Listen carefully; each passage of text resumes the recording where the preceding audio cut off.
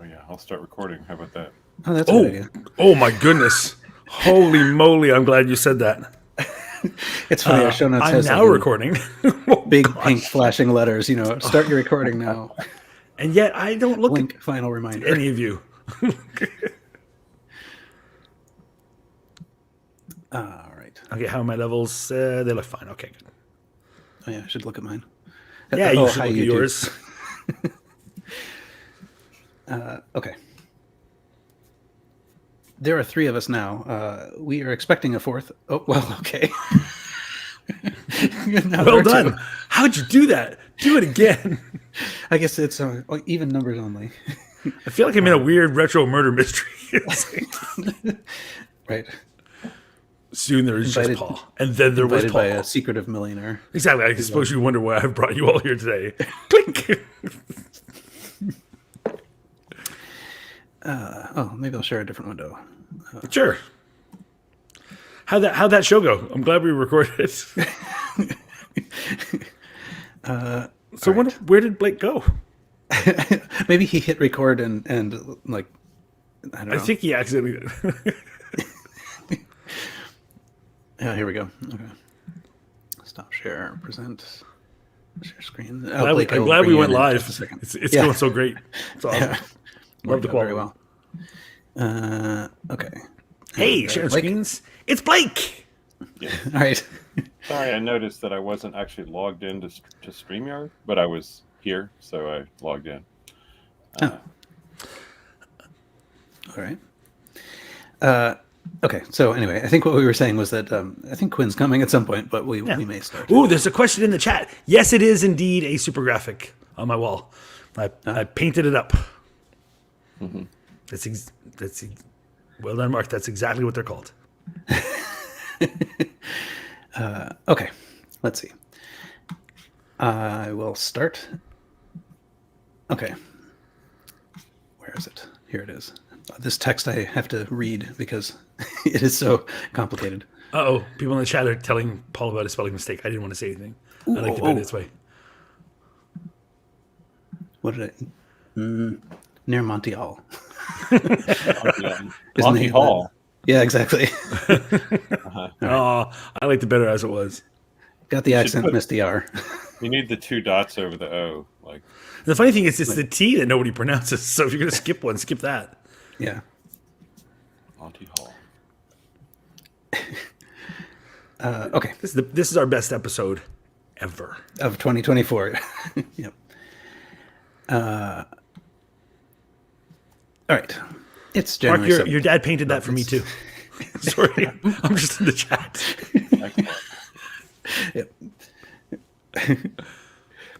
It's January 7th, 2024, and welcome to episode 272 of the Retrocomputing Roundtable.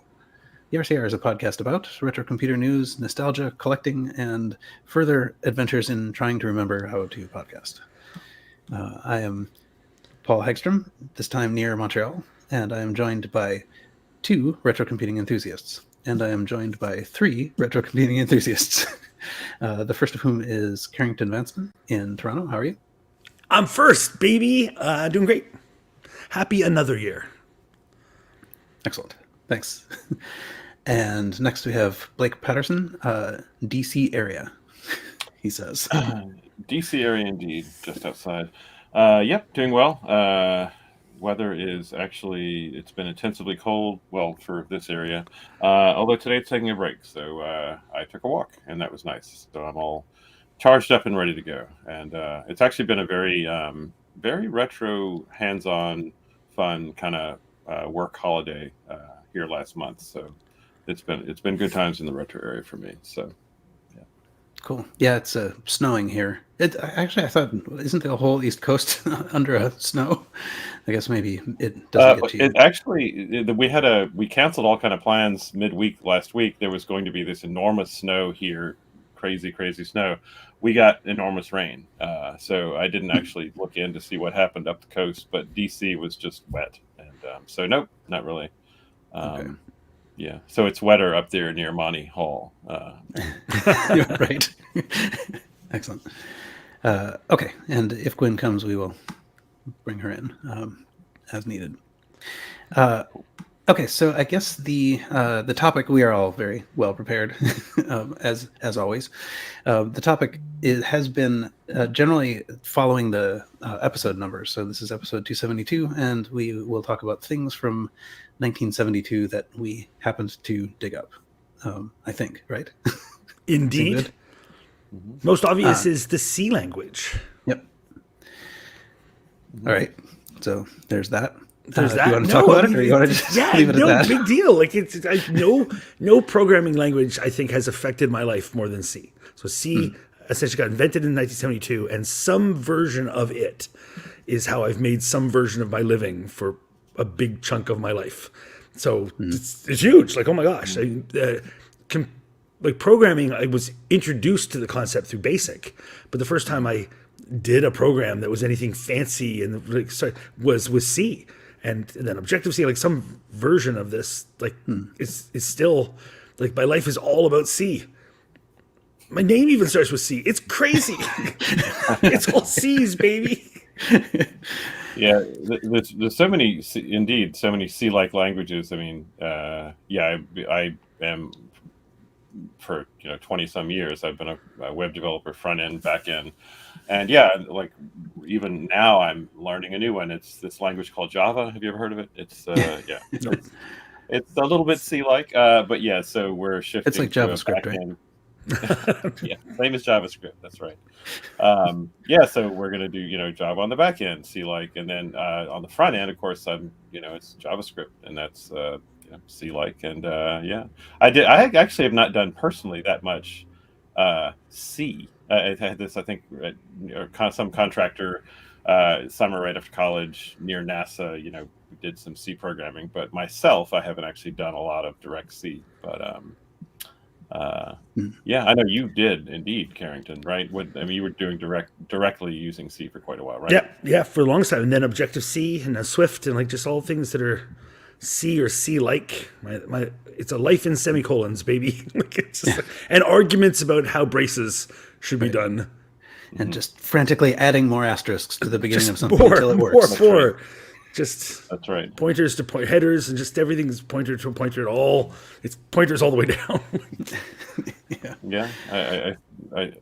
I see for the people on YouTube, Paul is sharing a kind of a document development of C language, and I see mentioned it's the grandparent BCPL, which is a language I've never encountered, but importantly in my history is the language that the Amiga operating system was written in back in the early 1980s, and so that was prior to C, so a lot of history, but not to talk your document for you, Paul. Oh yeah, no, I was just putting this up because it was an illustration of, and probably if anybody who's programmed or coded, if you've done anything with C, we've all read and learned from the same book, the C programming language, the KNR, the Kernighan Ritchie, like that book. Like, my gosh, right? Yeah, it's weird. It's weird to have such a strong association with a programming book. But like that, that's the one. If I think programming book, it's that thing. I spent so much time with that book. Yeah, I haven't spent. I spent a bit of time with C, but it always felt sort of like hobby level almost. So I took a class in college that was on parallel programming, and so that was in actual like C. No, nothing, just C, and we. At this point, I don't actually know what the hardware was. It was just a couple little parallel processors, and they were, each one was given the task of computing a pixel and a fractal, and it was pretty fun. But that was all written in C, and I did some next programming, and I loved that. The Objective-C, was just like, that was miraculous. And I guess I wrote a couple of things on like early Macs. I wrote a couple of games and things. And sure, a lot of early Mac stuff I did was on Pascal, weirdly. But yeah, like C stuff. For me, I always liked the next stuff. I loved the look of the computers, but I had no access to them. It was like the thing Steve Jobs is doing now, and it costs $800 million, and they're going for weird porting thing. Like I really couldn't get my head around it. And then it's like, oh, he's back at Apple. Then when Objective-C became like the thing we were all programming in because of the iPhone, I was like, why does everything start with this what's with this NS everywhere? Right. It's because you next step people. So Yeah. Yeah, there was a when I was programming on the Mac, I wrote a couple of like little demos and games. Oh yeah, actually, for my physics degree, I did a physics degree in college, and like what I was my sort of, I don't know what you call it, but like the end of the degree project that I did was basically, it was about chaotic dynamics. Was this math? Maybe this was math. I forget. No, it was physics, but. And it really, what it actually was me learning how to program with like frame buffers and trying to get like Macs not to flicker and stuff like that. But that was all written in C.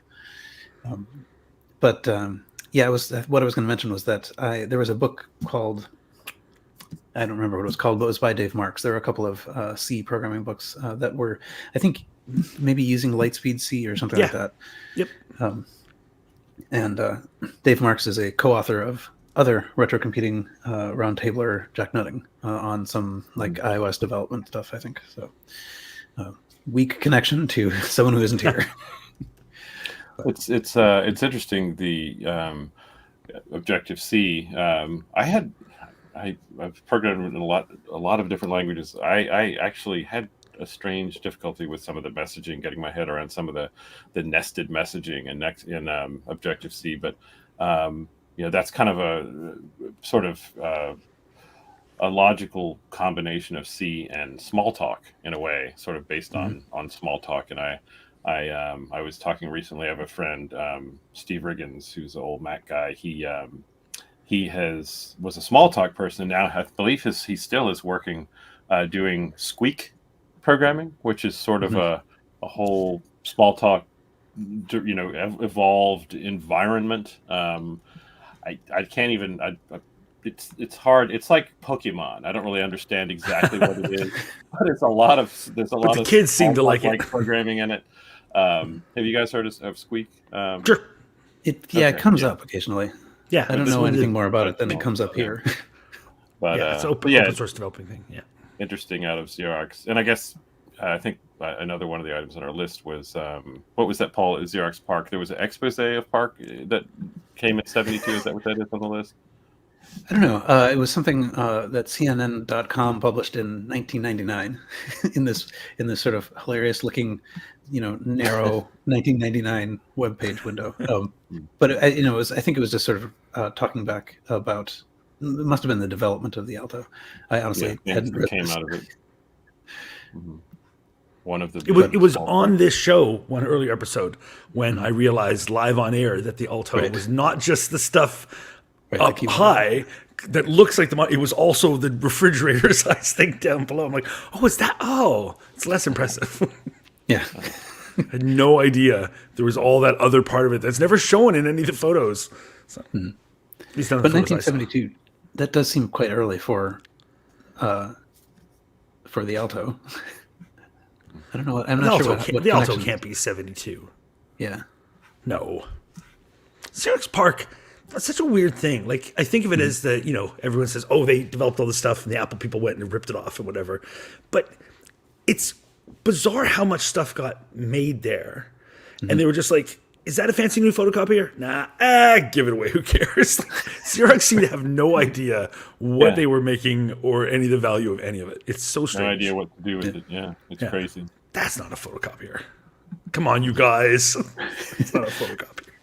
Speaking of that, there's this computer hope site that we sometimes go to sort of like mine for knowledge in a year, like what happened in 1972. And, so you go through here, like, here's some stuff, 1972. And it says the compact disc was invented in the United States. And I thought, really? That's really early. Yeah, it's not true. It was 1982. It's just like on the wrong page here. Oh, I see.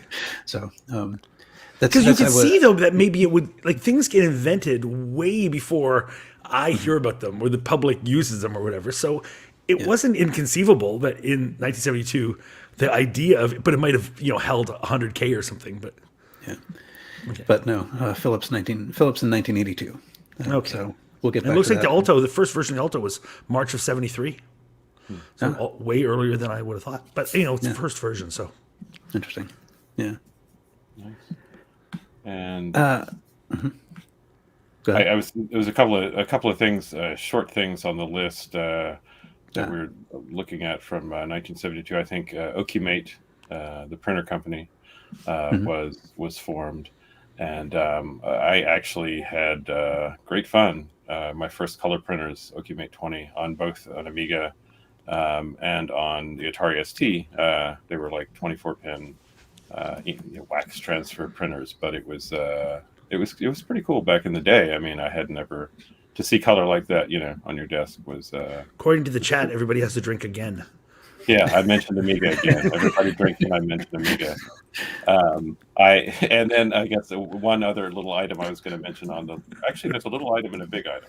A little item on the list as well is Prime Computer. They made many computers, and in college, the first year of my computer science classes, we were doing programming using Pascal actually as the language, which we'll talk about a little bit.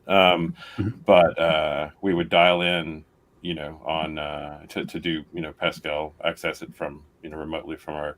I actually was using an Amiga at the time, so this is going to be no one's going to make it to the show. So but anyway, so those are, I think. My RCR bingo card is just going to be Amiga mentions all the way down. Just like complete the whole card. And I guess the biggest innovation, of 1972 would be myself, having been born in 1972. Oh, cool. Yeah. So yeah, there it is. I was already like 45. So that's my. Yeah. The thing that the only association I have with Prime Computer is these ads with like Tom Baker and I forgot about that. Tom Baker, my doctor. Yeah. I at this point now don't remember what the plot is, but some aliens are going to attack, but he's got the Prime Computer that they want. I had never seen these ads. Oh no! I do love that in most of the representations of the logo, the I in Prime is a 1, PR1ME. Yeah. But yeah, we had the little Prime Mini sitting right in the middle of. It was the most antiquated machine. It turned into the big Sun Lab, and but yeah, there was this Prime sitting in the middle of the room, and there it was. Dial into it. Cool. Another thing, let's see, that occurred was Pong was released, and I think so. Video games still never catch on. Yeah. So I am not an expert in Atari history, but I guess Pong was sort of like what started it. They were Syzygy before. Yeah, Syzygy first, and then changed the name to Atari, which I only found out like last year.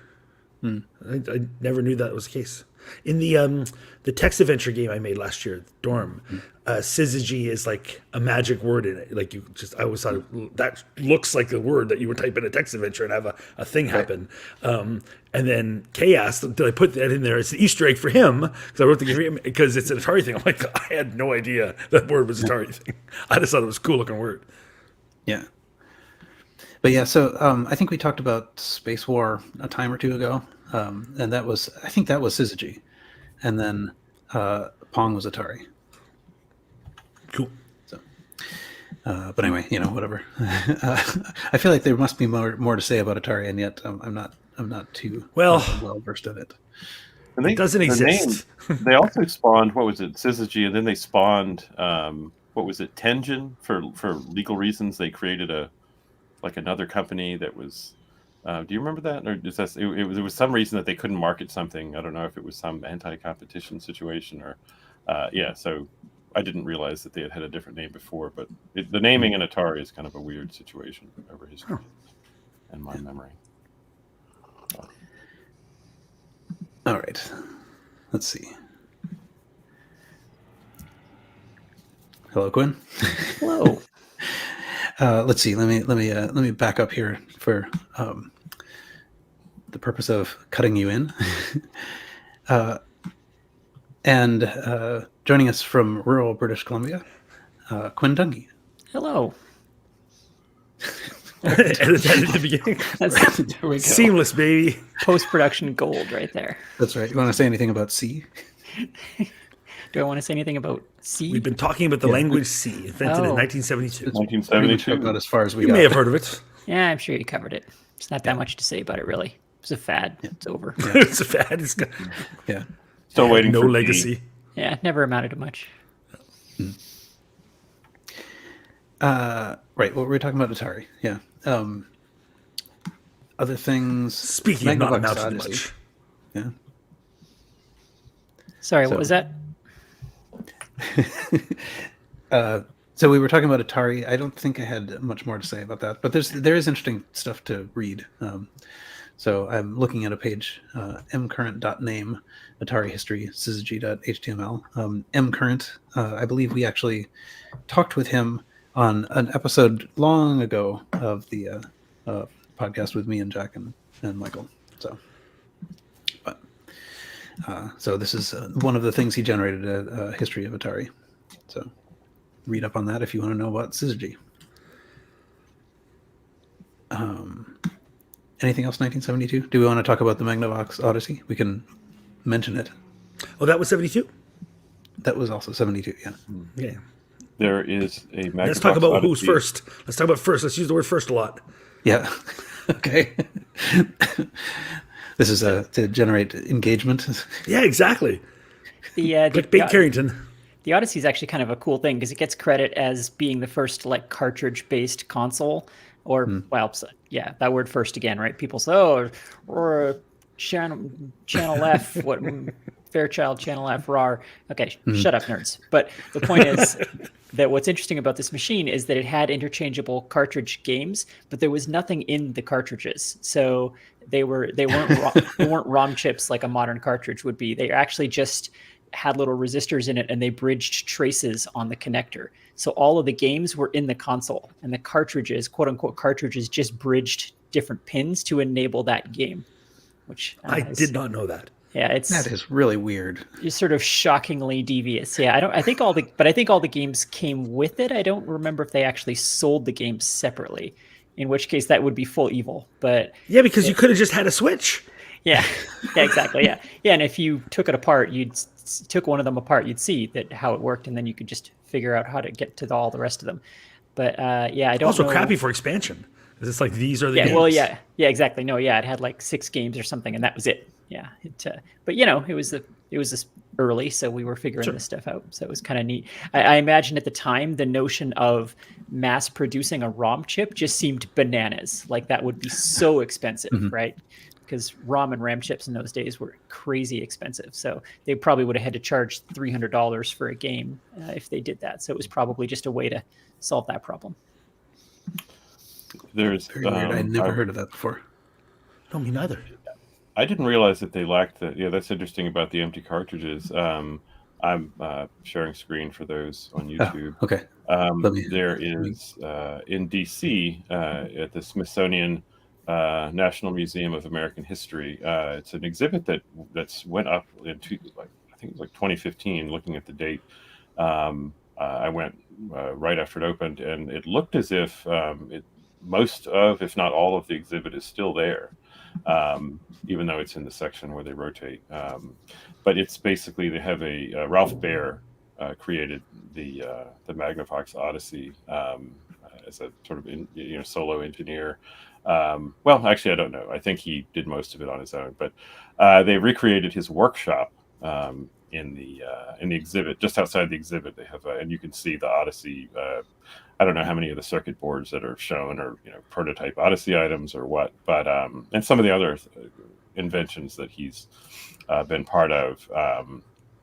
It was interesting to see. I think a lot of these objects are from his actual, from his home and his workspaces, and there's a lot of other interesting things in the exhibit as well. I think. At least I didn't go around the corner, but when it first opened, as Carrington was talking about earlier, the refrigerator-sized Alto is there, and I think they had, the first mouse, the wooden Doug Engelbart mouse. But anyway, so it was. It's interesting if you're in DC or if you ever come through the American History Museum visiting, take a look. It's interesting, worth a watch, worth a look.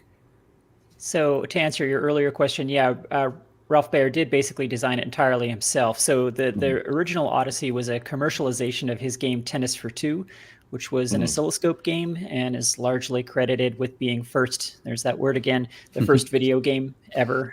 People will argue about whether it was, whatever that Space War game was that MIT had. But Tennis for Two, it was like Pong, but he used analog potentiometers on the controllers to create what he called English on the ball, which was really just it was influencing the load on the scan circuit of the CRT. So it was like an analog kind of fake physics. It's pretty clever. And that's why the original Odyssey controller has those weird little knobs on the sides, was because he needed those to play his Tennis for Two game.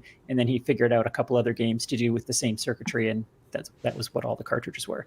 Not to be confused with the Odyssey 2, which was basically a modern console design with home computer with keyboard. Yeah, check with the flat keyboard.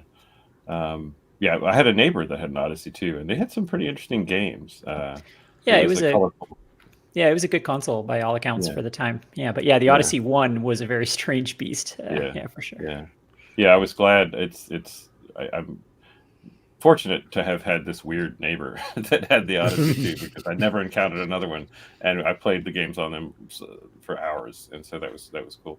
I see in these photos I took. There is in fact the prototype, his actual prototype. It is a crazy, brilliant leap. Like, it's one thing to go and look at a Space Invaders thing and video games exist, and then you imagine Pac-Man. Okay, great, brilliant, wonderful, new game. But to have them not exist at all, and be sitting there looking at an oscilloscope going, I think I'm going to invent a thing called video games and make one. Like, that is an insane leap. Yeah, that leap to where from non-interactivity to interactivity, like that's a real quantum leap there, if you'll pardon the choice of words, that is not to be underestimated. Someone had to think to do that, and it's kind of amazing. Crazy, crazy. I saw the picture of the Alto earlier. I can't unsee the fridge. It's the great lie. The great lie of all the photos I saw. Look at that. And it's like, I really thought it was just that top bit. The keyboard and monitor, and like where so many promo photos only showed that top bit. I was like so impressed. I'm still impressed, but less. Yeah, I mean, you could be forgiven for thinking, Alan Kay is going to come over there, crack it open, and pull a beer out. It does look like a dorm fridge, and maybe a pizza oven at the top. Then I'd be back to being impressed again. Yeah, that optical drive would fit a pizza, I think. Yeah, you had to put the drive in with one of those big peels. Yes, the big wooden platter. It's the version of a caddy. It's actually that's funny. But no, looking back at it's such a good exhibit. I do encourage anyone to. There's no way it was actually that tidy. They have not actually captured anybody's actual workspace. Like, whatever. No, I don't think so. But good times. Anyway. Good times. They ripped you off. In summary, good times. Summary, my arm, my tattoo. I would also like to point out that, Blake, your neighbor probably thought you were the weird one. And second point, no one is ever going to care about what any of my workspaces ever looked like. But I've made my peace with that. Yeah. Yeah, it was. I had the TI, so that was kind of weird too. You're like, strange. But you were the weird neighbor because part of your TI was in his house because you had all of the peripherals. So you open the window and stick out. Yeah, you're right. Dude, can you unplug the modem? I need to park my car down the lane. Yeah, that's crazy. These are the jokes, people. Yep, that's why everyone that keeps coming back. It doesn't actually get any better than this story, folks. No. Yeah, there's like 20 people that got that joke, and only 3 of them are listening. Yep. You think we'd be able to capture at least that market? You think we'd be able to get more than 1.5% of that market? I would think so. 15%. But next step, profit. Good luck. If each of those people just gives us $6 million, we're going to be rich. It starts to really add up. Yeah. All right. Yes. Maybe that's enough for 1972. Yeah, 1972, the year of Blake. Yep. And now we can move on to items of interest and news. Do we have any of those? Well, Blake has one. Blake has one. Excellent. in the It's year been a of slow Blake. time, folks. It's been a holiday. So Okay. uplift us, Blake. Uplift I us, will Blake, with your uplift news you, of death. uplift you with some sad news, but it has an unusual, timely tie-in with something I was working on in December. The pioneer of software engineering, Niklaus Wirth, who created the most famously, I suppose, the Pascal programming language, which a lot of people, it was probably the first procedural programming language that a lot of people encountered, myself included. I had a high school class, I guess junior year. I, of course, BASIC, as Carrington said, a lot of us did BASIC, but never the flavors of BASIC that sort of were, in my opinion, Pascal derived, which dispensed with line numbers and used, procedures. Some of the other languages, Modula 2, which was rather popular, Oberon 2, let's see, Algol, PL360, Euler, and a few others. Interestingly, Pascal, the actual Pascal environment, and Turbo Pascal, which is what I learned Pascal on, was is existing in a modern system called Delphi, which is multiple platform deployment, quick, rapid application development. It's sort of interesting. But so Pascal lives on in a way, but unfortunately, Niklaus Wirth does not. He on the first of this year, he died at age 89, and so. But yeah, I think he had quite an influence. We were talking about C and its influence. I think Pascal, there's a couple of Pascal-like languages in my experience. VBScript, which was what I used first in web development, which was part of ASP Microsoft before it went .NET. To my eye, VBScript, which is not the same as Visual Basic, is almost exactly Pascal, and so that was interesting and fun to work with because I enjoyed Pascal. But so he has passed on, and there are a lot of articles. We can link a couple that talk about his accolades, and he I think programming methodologies. He had a lot of ideas and innovation in that area beyond just the creation and handing over. Complained about slowness of software. Wirth's law, which mentioned he gets a law. Not a lot of people get a law. Wirth's law, he gets a law. So that's fun. True. Basically, the idea is software is getting slower faster than hardware is getting fast. So. Oh, that's interesting. Yeah. Yeah, I believe that, honestly. So Wirth's law is like our software, we're putting more and more CRUD in, and it feels like things are getting quicker only because hardware is struggling to keep up, but hardware is not quite keeping up, and things are actually getting slower. I believe that, CRUD. Honestly. Maybe it's, maybe we're just cranky old people, but yeah, I am willing to believe that. Yeah, it's most evident in set-top cable boxes. Oh, gosh. Oh, the UI on those things was just like a 20-year step backwards. They're just astonishingly bad.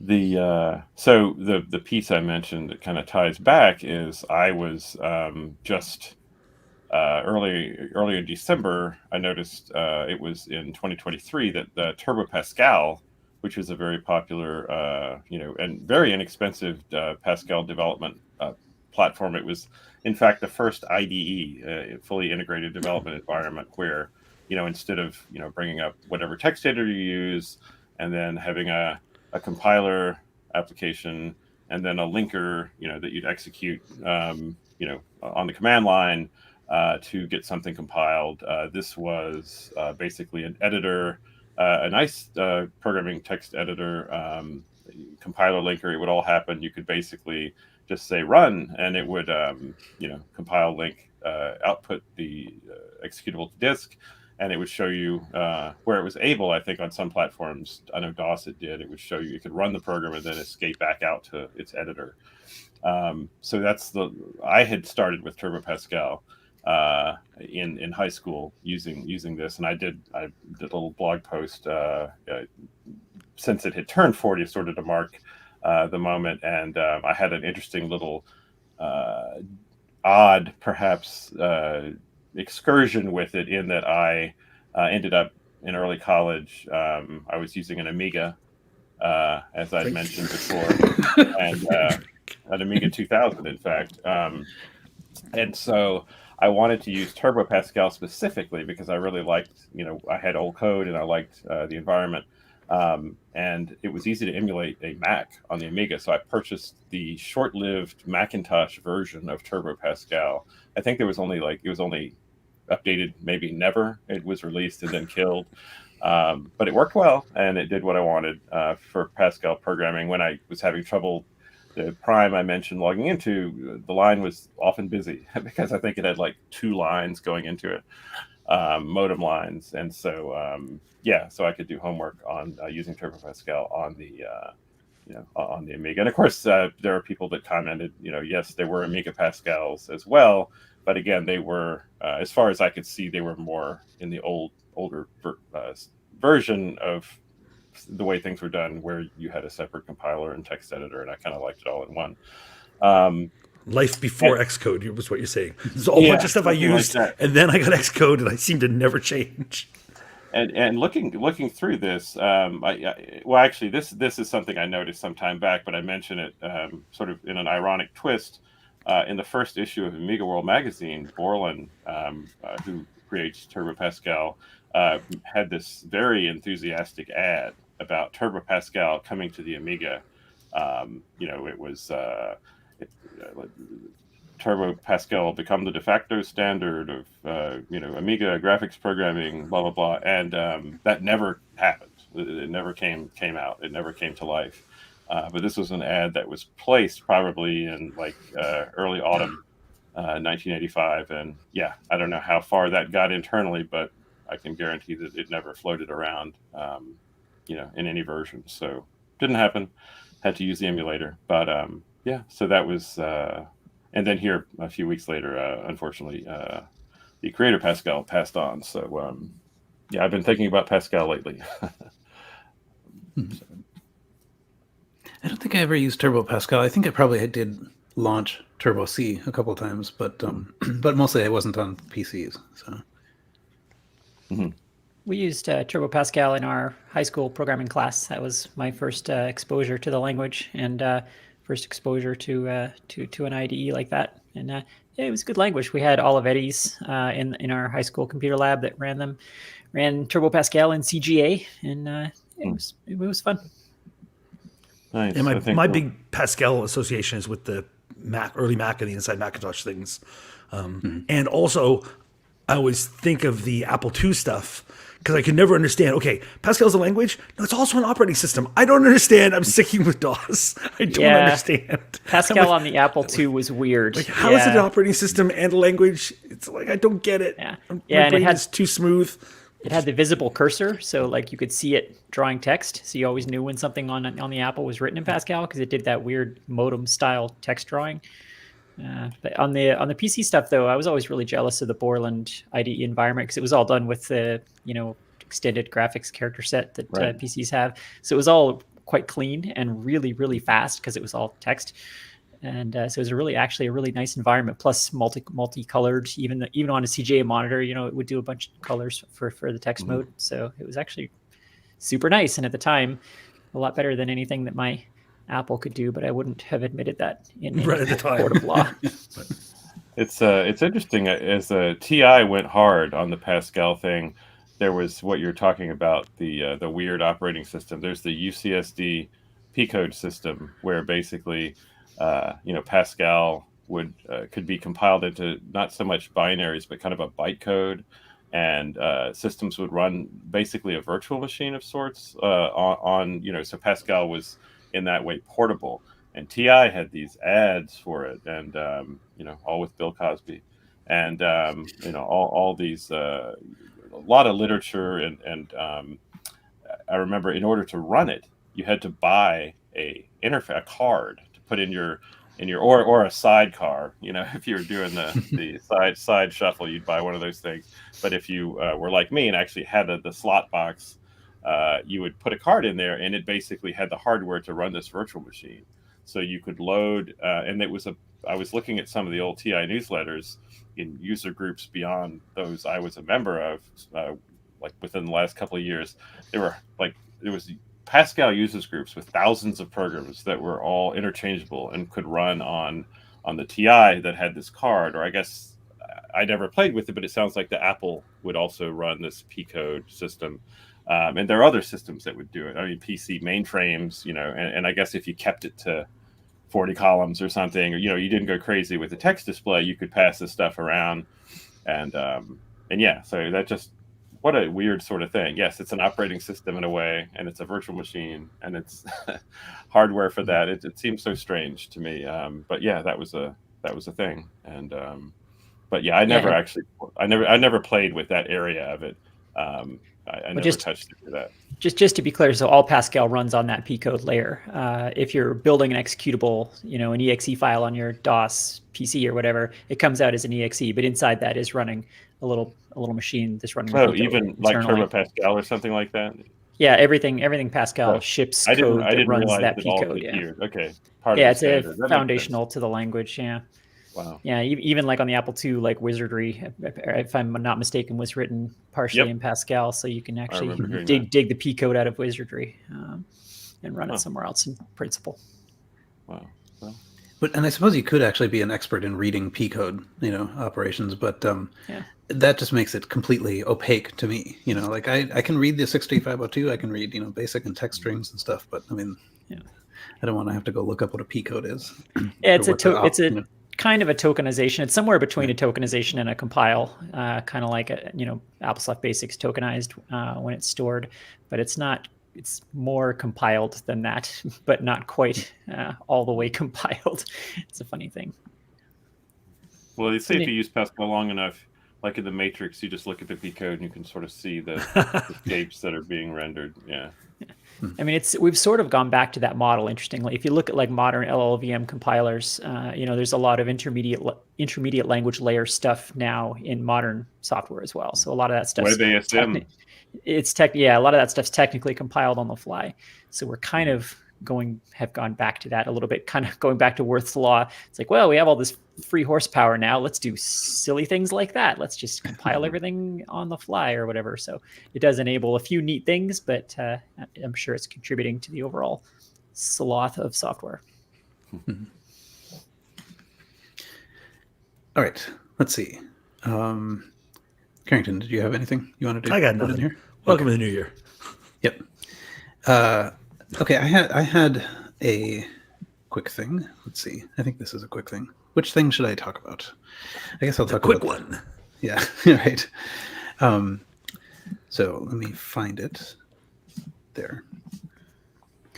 So the my thing was just this is a little bit old news, I suppose, as we're recording this because I collected this a while ago. But Dave Dunfield has decided, kind of as a retirement project, to release all of his source code in some form or another.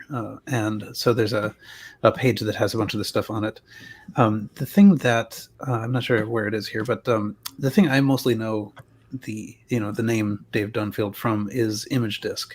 So it's a format that's been used to archive a lot of sort of PC type and CPM type floppies. So it's a program that I think you run it on a PC and it can read whatever your weird computer's floppy and store it in a format that can then be either turned back into a floppy or run in an emulator or whatever.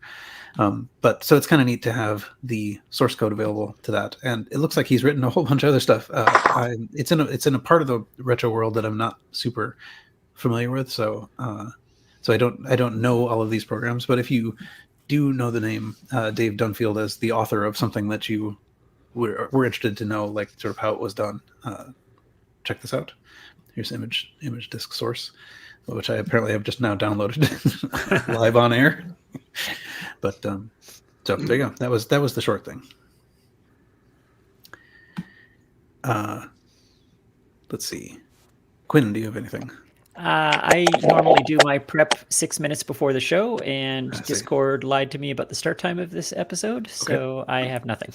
Okay, fair enough. Then I could do the other thing, I suppose, that I had found, and then we might maybe done with the news. But I'm echoing somewhere. Yeah, slowly. I'm hearing you echo too. Yeah. Okay. So this is a Kickstarter. It's not. I think it's still going. Yeah, 22 days to go as we record, and it's for a replacement injection molded inner bezel for the Apple iMac G3. And I just thought this was kind of a neat idea. Is that needed? Is that a common failing part? Yeah. So apparently, I think that basically these things they talked about it a little bit on the Retro Maccast fairly recently, but what they were saying was basically these things at this point are like, sort of, I don't know, old paper or whatever. Like you just sort of breathe at it, too hard, and it just all cracks, and it makes your iMac, so this is specifically for those iMacs that are sort of like, the gumdrops or whatever, and it makes your iMac look terrible because you got a translucent you're going to see right through to that junk. cracked bit. Yeah. So this is just a replacement part for cool. that. And it's from Mac Effects, who've done a bunch of like sort of clear cases for the Apple II and the Mac and a mouse. I think they did a disk drive too. So they've got some experience with this. But they anyway, got the chops. If you have an old iMac and it looks terrible, and I have a couple of them that look terrible for this reason, then this is a replacement part that you can get, and it looks like they're around $150 if I'm seeing this right, or reading this right. So a long way to go on the for a Kickstarter gray, because they're looking for like $30,000 or something. But that's a cool item, and I think that's a totally reasonable price. But I guess they got to do a huge number of them. Yeah. So if you're interested, then I guess back it because they're not. I mean, they're somewhere near a third of the way that they're not even just now. If you're ever interested in having one of these, that's a problem that's just going to continue to get worse. Yeah. So. Yeah, I did not know the plastic on those iMacs was so short-lived. That's interesting. Yeah, so I mean, if you have one shipped to you, exactly, you can kind of expect not to have a nice-looking thing. But I've got my iMac G4, and it's beautiful. So there. Yeah. It's amazing to me that Mac Effects consistently has produced these products. For people who may not know, injection molding things is exceptionally difficult. Like the startup costs on it are enormous because you have to have a CNC machined die, high pressure die that is huge for a part like that. It costs like tens of thousands of dollars to have a die like that made, probably $50,000+. And then you have to find an injection molding factory that will do a short run for you, and you have to experiment with the temperatures and the pressures, and like it's a whole big thing to get set up to make one part like that. So the fact that Mac Effects has done like 10 different ones, all short run, it's kind of amazing. They must have a system set up like with a friendly factory or something to do this. It's not easy. All right, I think we made it through the existing items of interest and news since we came in with very few. So now, I guess a word from our sponsor. And now I am realizing we never did finish figuring out what our gift idea was going to be, did we? We are the gift. Yeah. Man. I don't think we did. Did we can't use the one that you had, Paul? We could. I think we didn't actually. I think we didn't actually use it as a gift idea. So I have one. Right. Actually, let me bring up the website real quick. I'm almost hesitant to do this because because I want to buy it and people are gonna buy them all. But why is there a limited? I'm getting ready to buy it. Okay, I'm getting ready to buy it too. Ready to pounce. Whatever. Take it away from Quinn. I'm highly motivated. Okay. Do you want me to send you a link, Paul, or do you want me to share the screen, or what do you want? Either way. Okay. But share the screen so we can all go at the same time. Yeah. Let's bring that site down. All right, hang on. It's loading. Here we go. Okay, so I will share screen on this link. Share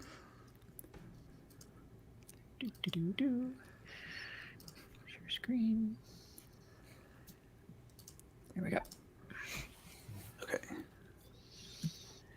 And I've bought them all. Oh, actually, I suppose I should do the re-entry here. And we're back. So today, the host's retrocomputing gift idea is brought to us by Quinn. What did you find? Yeah, so this came up somewhere in my feeds, and it's if you're into retro computer and video game art, as I'm sure many of us are, there's this fellow who goes by Square Painter, and he makes artwork by painting with a brush, individually painting pixels of images of sprites and scenes from mostly classic Nintendo games, but he's got a few other things as well. So mostly like 8-bit Nintendo, and there's some 16-bit stuff as well. And there's some stuff that people would recognize from computers as well. And he'll probably do custom work as well, I'm sure, if you sent him a PNG or something of a bitmap that you want to be a painting. So these are actual paintings, acrylic on canvas, that you can then frame and hang on your wall. And he does them by individually painting every single pixel. It's kind of amazing. Wow. I'll zoom That in on this sounds one. amazing. Yeah, this one's large enough. Hopefully, on the stream, you can see the brush. You can start to see the brush strokes when you look close. He's using enough. a brush, right? Yeah, actually a paintbrush. Okay. Yeah, he's using an actual paintbrush. You can see it if you look closely enough in some of the larger pieces. And they vary in size and price range. So you can all the way from like little 6-inch square ones all the way up to like, large pieces that would hang on a wall in a large room. It's got a skate or die skateboard deck. That's super cool. Yeah, he's got some other stuff as well beyond just paintings. Yeah, he's got a skate deck and some other stuff. And it's always changing. Every time you look, there's different stuff up there. What's in the store currently is just the stuff he's done that's available for purchase, but he's always doing more. And as I say, I'm sure if you messaged him, he'd probably do something custom for you. So I absolutely love this. I'm planning to buy at least one, maybe two of these to decorate my new retro game room downstairs. And I think it's a fantastic kind of thing for that. I'd love to see a real tight zoom on that. Painting square pixels with a brush sounds like perhaps the most maddeningly frustrating thing I can imagine being compelled to do. Yeah. But yeah, I guess you can't he's doing it with some skill. If you go to the link on your own computer and then zoom in, you can see zoom in with your desktop zoom, you can see the brush strokes. Like the closer you get, you start to see the variations in the pixels. But he's not, like, as far as I can tell, using any kind of stencil or anything like that. He's literally just painting the squares by hand. And it's really quite amazing. And the prices, I mean, this kind of custom artwork is usually not for the light of wallet, but these are all shockingly reasonably priced for what they are. So well within the reach, I think, of most hobby retro enthusiasts. Okay, that is very unique. Yeah, very cool. Square Painter. Yes. Very cool. All right. Well, I guess once we are done buying all our painted pixels, we can turn to eBay. And Blake has some... prepare your drinks, everybody. Blake has some eBay auctions for us. I do. Shall I put them up, or are you... Okay. I got it. Okay, so this is something that sort of caught my attention because looking at it for a few moments, I realized my initial impression was incorrect. It's extremely rare. Museum quality IBM 5561P. IBM 5561P with floppy and hard disk, Model 40, Japan. And it's selling for $2,249. So it's, probably is somewhat rare, maybe. But, and it turns out, I think it is. I thought, looking at it, that it was in the way it's worded, I thought, okay, is this is it external? The box is it's not exactly square. It's it's weirdly squat, though.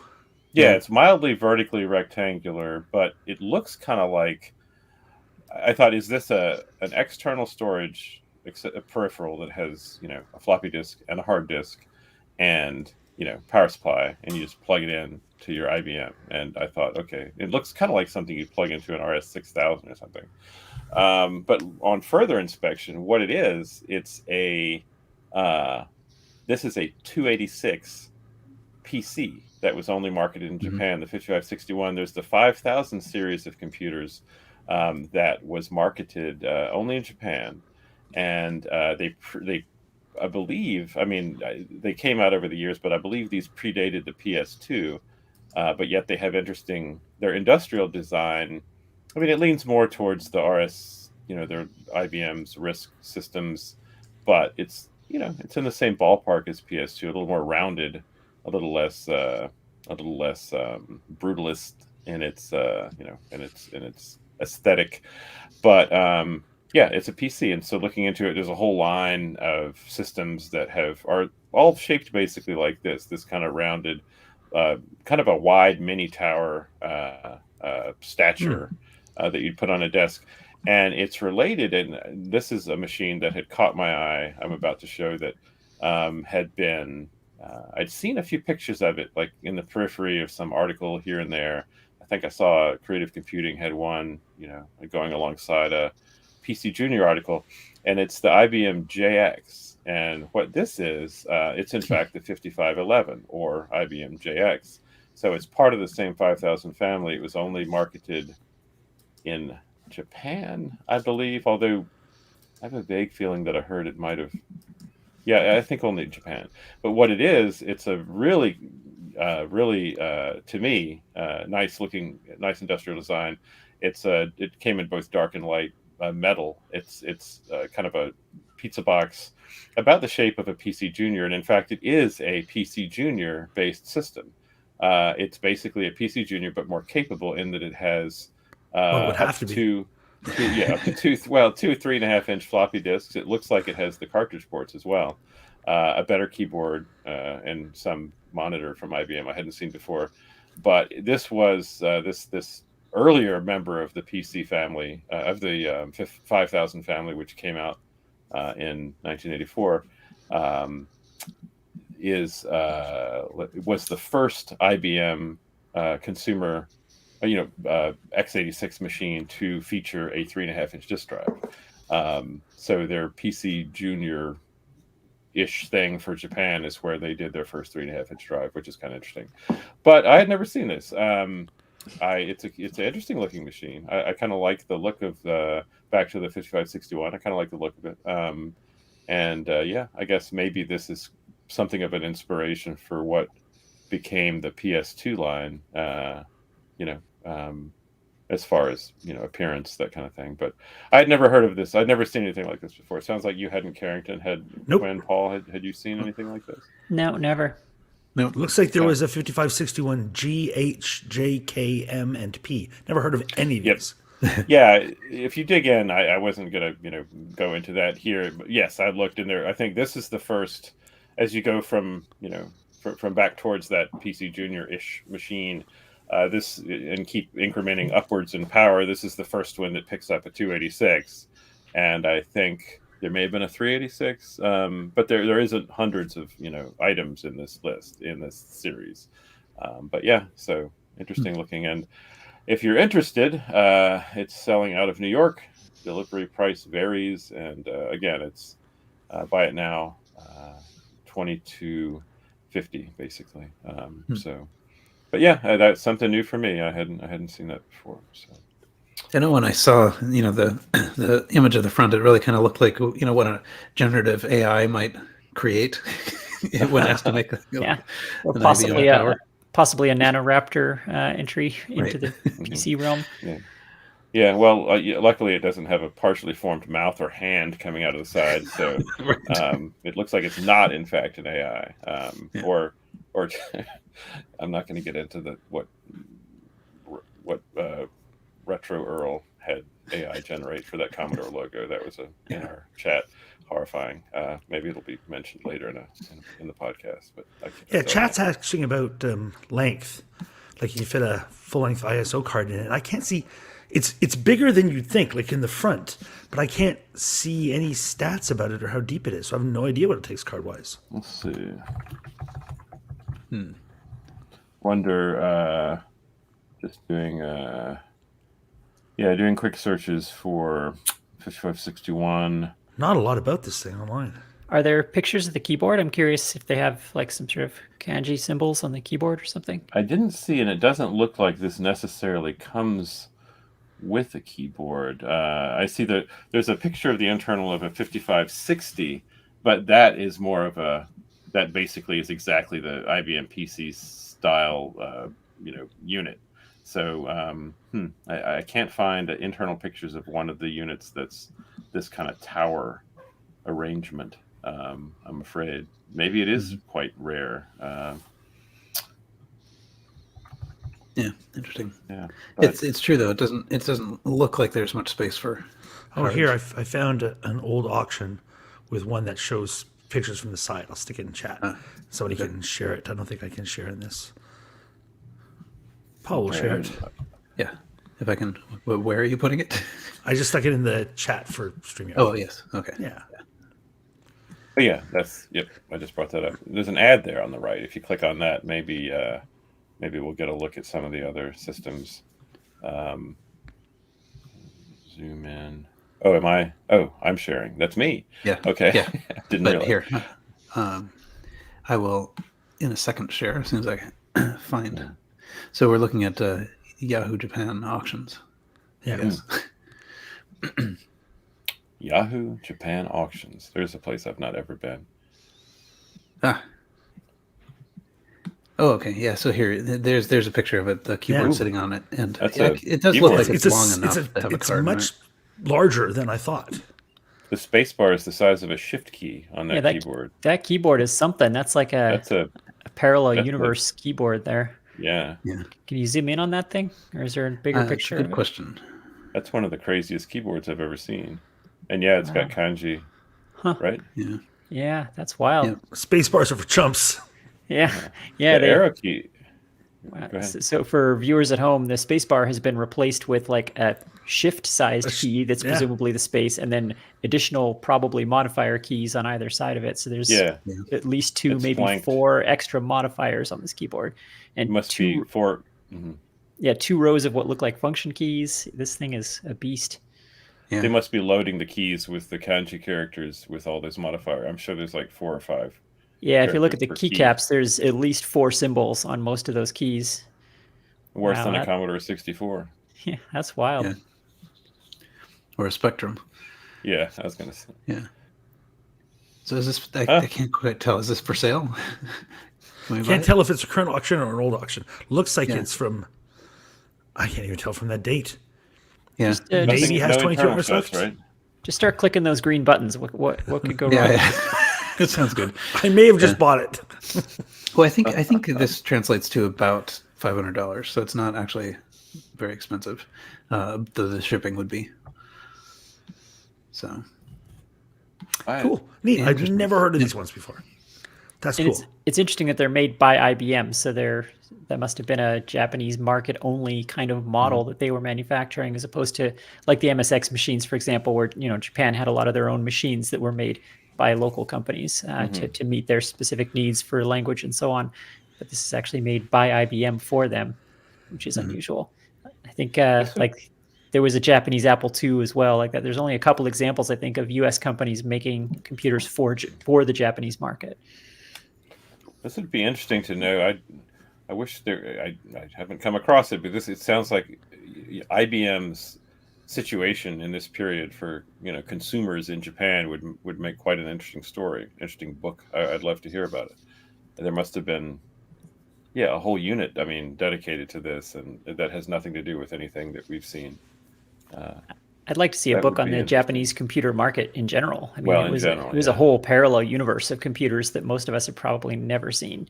We in North America, we talk about the British computer market that way in some ways, like most of us have never seen an Amstrad or whatever, but Japan was 10 times even more further removed. Yeah. I think most people outside of Japan have never seen these. Maybe somebody out there knows of, something that kind of covers the whole, that gives a good synopsis of the home computing era in Japan. If so, let us know. I'd love to. I'll read it. For a while there, it was much more technically sophisticated because they pushed graphics performance much sooner than like U.S. brands did, because they needed to render the Japanese characters to a reasonable degree. Yeah. So they were definitely ahead of the curve for a while there, and probably nobody knew in the 80s and 90s how far ahead they were. Those PC-88s, with the high res. Yeah, totally. By So yeah, there are games like if you can see you can see a taste of it. Like Thexter, the game for the 2GS, runs in 640 by 200, which was oddly high resolution, but that's how they with dithering, and that's how they did it over there because they had the high res because they it was a needed PC-88 port. Yeah, the You needed PC-88 that high res. was a really amazing machine that most of us had no idea was out there. And we were plunking away on our Platinum 2Es at the time. Right. Yeah. Thinking we were pretty great. So much higher resolution. Yeah. I did think I was great. I still think you're great, Ken. I still think I'm great. All right, so we made it through one auction. Woohoo! I can news, be quick all on auctions. I can be quick on the next. I have another quick one. Is it about the Amiga? I'm ready to drink. Yeah, I think everybody should be prepared. Is it only if I say Amiga? Or... Yes. Okay. All right. So here, I'll share my yeah. So, well, yes. In fact, this is an Amiga. So, and I had this before. I think I've probably done this item twice before, but I keep. Is it your listing? Is that why? I'm going to keep bringing it up till it sells. I want it. I would love to buy it, but it's so it's rare. So every time it comes up, I'll throw one in. I really want one. It's a ultra rare vintage Commodore Amiga 1060 sidecar PC emulator for the Amiga 1000. So what it is, and we've talked about this before. Basically, when the Amiga 1000 came out, Commodore released it's basically a PC case that sidles up against the Amiga and connects to its side port. This is about as TI-like as I was going to say, is this because you were a TI guy? So when you moved to Amiga, you're like, oh, but I miss my sidecars. If you're a recovering TI user and you need to, you need to feel the kind of ease into getting something narrower, this is a good way to go. So it attaches to the side of the Amiga. It has three 8-bit ISA slots. You can put a 5 1/4 inch drive, and basically. There is the Amiga controls. It drives it to a certain degree. You use the Amiga keyboard, you use the Amiga screen, and it's the Amiga mouse. And you can run simultaneously. You can move back and forth with the mouse over to your DOS session on the PC side, and then you have your Amiga monitor. You can have two monitors, and it'll put everything on your main display. But if you actually put a video card in the PC box, it'll actually output to that. I have a photograph I'm trying to dig up of someone has a setup where it's side by side. Let me just try to find that. Let's see. But has anyone?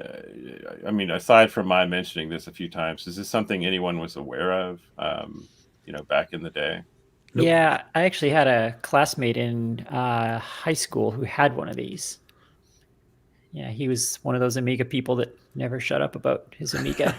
And he would talk about went on to run marathons. Yes, and he would talk about how he had this PC sidecar thing that would allow him to run all PC software, thus ensuring that the Amiga would dominate for the rest of time. First rule of Amiga Club is tell everybody about Amiga. Tell everybody about the Amiga. Right? Yeah. Yeah. CrossFit hadn't been invented yet, so Amiga was the thing you told everybody about. So this is like a more expensive way to just save a keyboard and mouse, because you could just have a PC sitting beside right. it. Exactly. If you, instead of buying a cheap PC clone, you can go ahead and buy this expensive sidecar item and use it with some limitations as compared to that clone. But someone's got to tell the Amiga people about KVMs, because but it's solved this different way. I've seen some interesting, the picture. I'm showing a picture now of a guy who's got this set up, and he has a Hercules or MDA graphics card and a monochrome monitor on it. So he's got the DOS text screen going, and he's got the Amiga screen CRT over on the left, side by side. I've seen people that have gotten VGA cards and accelerators, and they're running like I guess not modern, but games that were very colorful and that you wouldn't picture running on this thing. Of course, obviously, it's impractical to the extreme, but it is a cool expansion.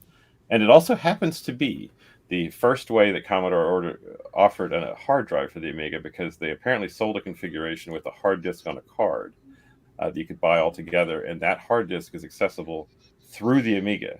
I'm sure it's limited in speed because of all the translation, but that was the little fun fact is that's the first hard drive that was technically ever sold by Commodore for the Amiga. But anyway, and to be fair to the form factor, this was pretty common at the time. Like there was an Apple II cross-computer attachment for the Commodore 64 that was quite clearly a full Apple II Plus in a box that you put behind your Commodore, and it plugged into the user port just to use the keyboard. Like it had its own power supply, it had its own video. Like it was just an Apple II Plus that I think used the same keyboard. So that wasn't, levels of integration like you had on the GS with the PC transporter, I think was the exception, where it actually reused everything except the floppy drive because that wasn't physically possible. But everything else in the GS it actually reused, but that was, I think, less often the case. I guess Commodore got... Oh, go ahead. Go ahead. I was going to say Commodore got a little better as far as later when the slotted Amigas came out. They created the bridge card, which was like a PC on a card, and they actually had ISA slots in the Amiga 2000, Amiga 3000, but they weren't physically attached to the rest of the system. How you'd attach it is you'd put in this PC on a card, which had a Zorro slot extender that would go into the Amiga slot, and in line with it and back was the ISA slot, and it would go into that at the same time, bridging that floating bus in the Amiga 2000. So then you could start putting PC cards and running it as a PC all on the Amiga screen. But yeah, that was not a common thing. Here, by the way, is the ad for that yes. Apple II add-on for your Commodore, which is just a scary, frightening ad. Yeah. It's for this Mimic Spartan. Yeah, and it's 50% larger than the Commodore 64, which is also funny. So it's quite clearly a full Apple II Plus in there. Yeah. Tagline should have been "Mimes can't shut up about this great add-on for your Commodore 64."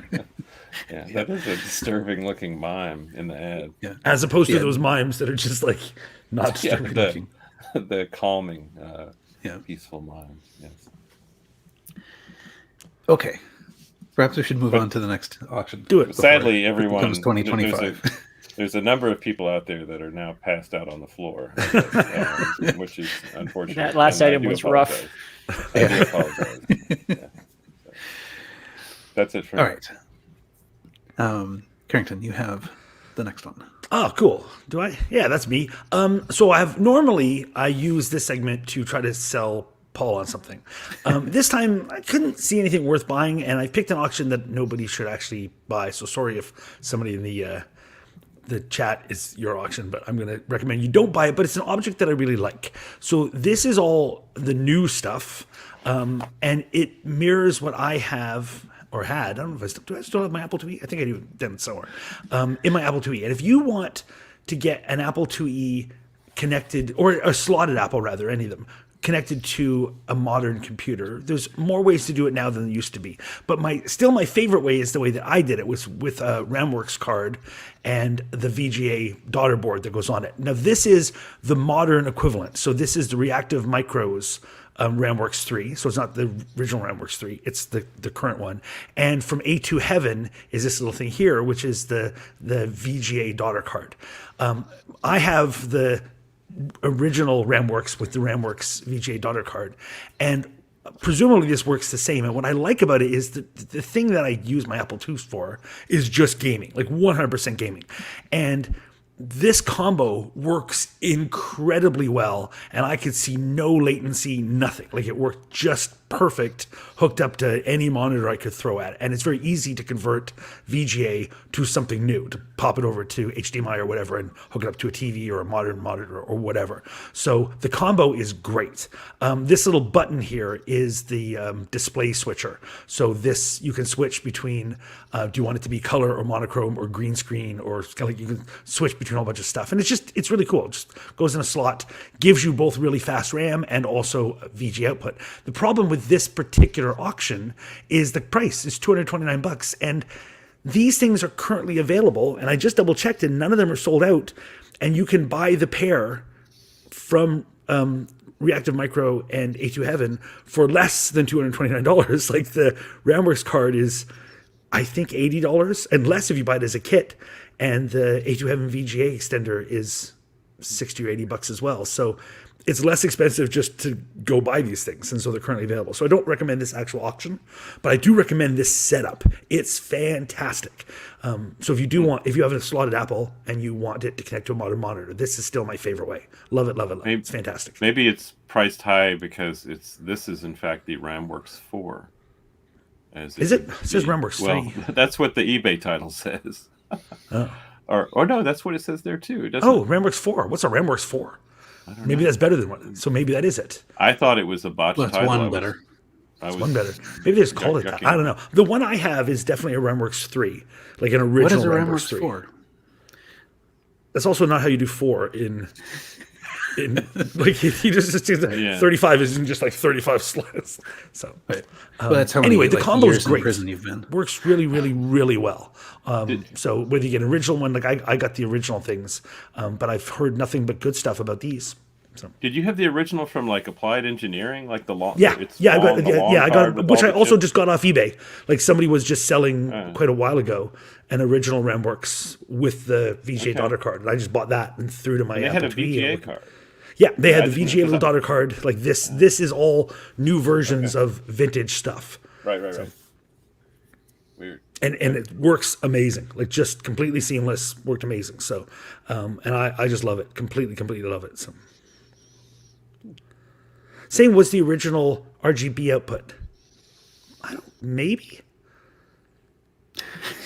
I think the one I have is an original one. I don't have the A2 Heaven one. Nobody knows.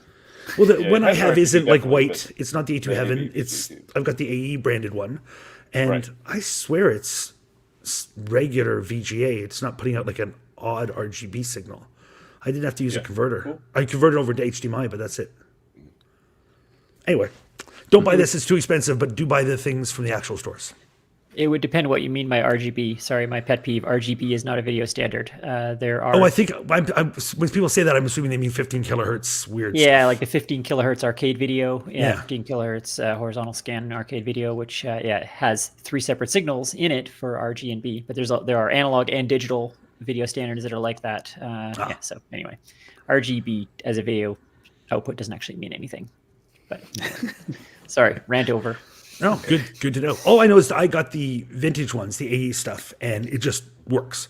Plug it into any VGA monitor, it just worked. I plugged in a really cheap VGA to HDMI adapter, just worked perfectly. Love it. Best thing I ever bought for my slotted Apple II. I could believe that there was a 15 kilohertz arcade video version, because just before VGA came out, that was kind of the best video standard for like deep color on. So like the Amiga and the 2GS both used variations of it. Arcade games used it. So for a little while there, it was kind of almost becoming the de facto next video standard until VGA came along and ate everybody's lunch. Right. Maybe they had a separate later module that had VGA, which would make sense. Yeah. So that's my auction pick. I'm not trying to sell Paul. I'm going to sell you 2 things next time. Okay, that seems fair. Fair. Already. All right.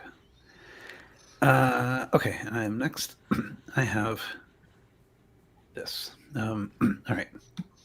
So there's a sticker. It says Archives 1, and the title of it says Vintage Computer Label Rare Tag Sticker New Old Stock. And I looked at this and I thought, like, what is this thing? It's a sticker. It says Archives 1. I kind of thought this is, somebody thought, I don't even know why they would have thought this was a computer thing. Like it's just like a sticker for a file folder in the back of a law office or something, right?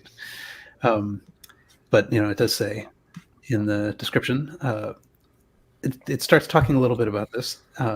Made by it turns out it's new old stock label stickers for an obscure CP/M computer made by the Archives Inc. company. Oh. And you can get an Archives 2 sticker or an Archives 3 sticker. Or if you want to do an upgrade. A definite the Archives sticker. So first of all, it turns out these people do not know how to make your computer searchable on the web of the future. To call your computer Archives 2 is insane. I'd never heard of this, of course, before, but in 1980, Archives Inc. somehow related to John Deere, the tractor company. Tractor computers. But they made this the Archive 1. It was a Z80 processor. It came with 64K of RAM, and it was followed by the Archives 2 and the Archives 3. That's plural. Archives 2 and Archives 3. And I'd never heard of this, and I didn't know what to make of it. Turns out there's actually a little documentary video on YouTube about these. I see the sticker. Yep. It's smaller than I thought from the eBay auction. I thought it was a bigger thing. Yeah, but so there's somebody who used to work there, made what looks like a sort of like, what do you call it, cable access documentary of interviewing some people who worked at the company Archives Inc. Wow. The person who's doing the interviewing also has some other religious videos on the channel if you are looking for things other than the documentary. It's very community all access. Old computer stuff becomes religious wars anyway, so totally reasonable. But you're not going to say anything about the beard? I was going to say that dude has an amazing beard. We need to acknowledge that. Yeah, that is fantastic. Wow. Yeah. But it's I thought it was interesting, first of all, just because I was, I looked at this and thought, well, okay, this is not even a thing. And then it turned out that there was this whole computer company that had 3 different, editions of their CPM computer that I'd never heard of, out of Iowa, co-founded by like the granddaughter of John Deere's, the John Deere company or founder or whatever. But I can't look away from his beard. Yeah, it's that center part to get you, right? Yeah, it's the shaping. It's shaping in the dark bit. Crafted. Yep. So, Chat's saying he's only got 2 subscribers. I may be the 3rd. I'm just gonna stick it on the background. Yep. Just settle down, drink every time I hear the word Amiga, and just stare at the beard and go to my happy place. I'm looking here and I see that it was shortly after a merger between this company and another that they released the Sam Coupe, which was the follow. This is all fake. For the archive. Right. You almost got me. Honestly, how is it that after years of doing this, still, like on every other episode, we learn about some new computer that somehow none of us have ever heard of? Like, how does this keep happening? How? Because we don't know anything. We shouldn't have a show. Apparently, we think we know stuff, but then there's so much. There's how many computers are still out there that we don't know about? That I've never even heard of the brand. Yeah, crazy. Right. All right, so that was kind of interesting. And I found a little mention of the Archives business computer on archive.org. That's fun. That's yes, exactly. Okay, let's see. S100, is that what I saw? Sorry, were they S100 systems? I think it was. Yeah, I think it was Z80 S100. Oh, I see. So. Yeah, Z80 S100. Okay. Wow. Anyway. Okay. Yeah. All right, let's see what else. I thought it was kind of interesting. I don't need to spend a lot of time on it, but it's a Apple III in its box. So if you were looking for an Apple III, this is one that has sort of as you would have bought it if you left it in the basement for 30 years or something. Which I probably would have. But yeah, I mean, it's kind of neat. It's got all the foam in the box and the manuals, and the manual looks like it might still be shrink wrapped. They probably just opened the box and took it out for these photos, which was not a good idea. Yeah, I think so. This is oh, look at that. So these cards, I didn't actually. Yeah, so I didn't actually look at this ahead of time. I just saw Apple III in a box, but these 2 cards are actually relatively, or at least they were fairly sought after. What they do is put an Apple II. It's an Apple II board. So it allows your Apple III to behave like a full-on Apple II Plus, or with both boards, an Apple IIe. It's okay to call it an upgrade. Yeah. Well, so the idea is that you could have a whole like 128K Apple IIe as well, as your Apple III. So these 3 plus 2 and the 3 plus 2e, I think, is the other one. And this is third party. It looks like Titan. Yeah. Why don't you call it the 5? Yeah, right. But so fairly recently, Joe Strohsnyder cloned it. So if you want one of these for your Apple III, you can now buy them without having to buy the original, very hard to find ones. Wow, great job, Joe. That cannot have been easy to clone that thing. Yeah. Would it very accurately, say you went whole hog and got the 2E, two boards 2E, will it, I mean, is it a pretty close approximation of a 2E? Pretty compatible? Yeah. No, I mean, I think it's pretty much just compatible. I mean, I'm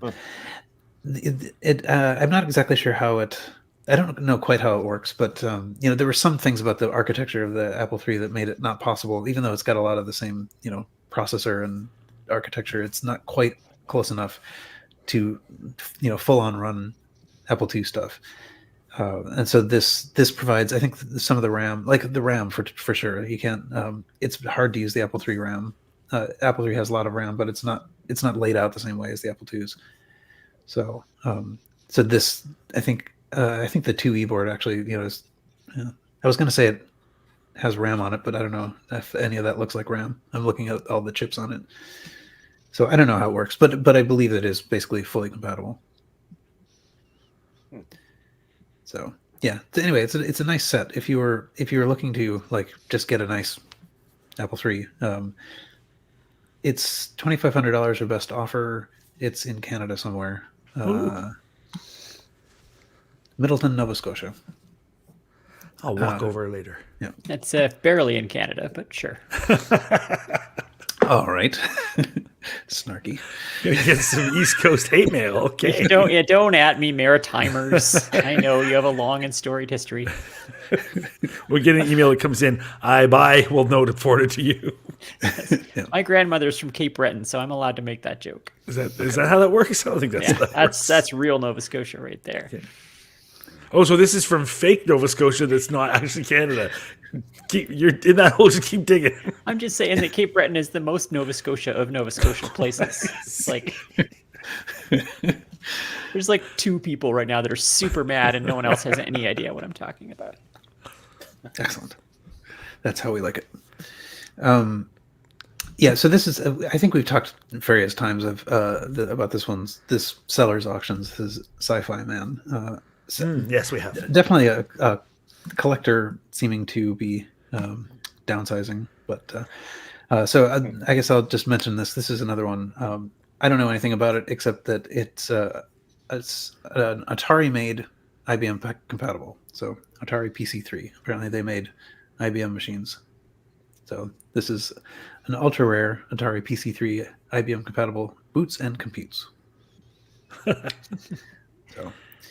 Boy, this guy has some interesting stuff. Holy cow. Yeah, it's the stuff crazy. This is what he's selling. I'd like to know what he's got in his collection. Yeah. This is everything he sells seems to be something wild and rare like this. Yeah, it's definitely a nice curated collection. Yeah, he's got good taste for sure. Also, another couple things, a pair of things that he's got. That's Macintosh the PowerBook Duo 2300C. Oh, and it's sitting on that first picture. It's sitting on a Duo dock. Does this come with the dock? It does not, but you can buy it. Because I'm going to say if so, then that's a very good price. It's just a tease. Yeah. So the dock is sold separately. This is also in its box.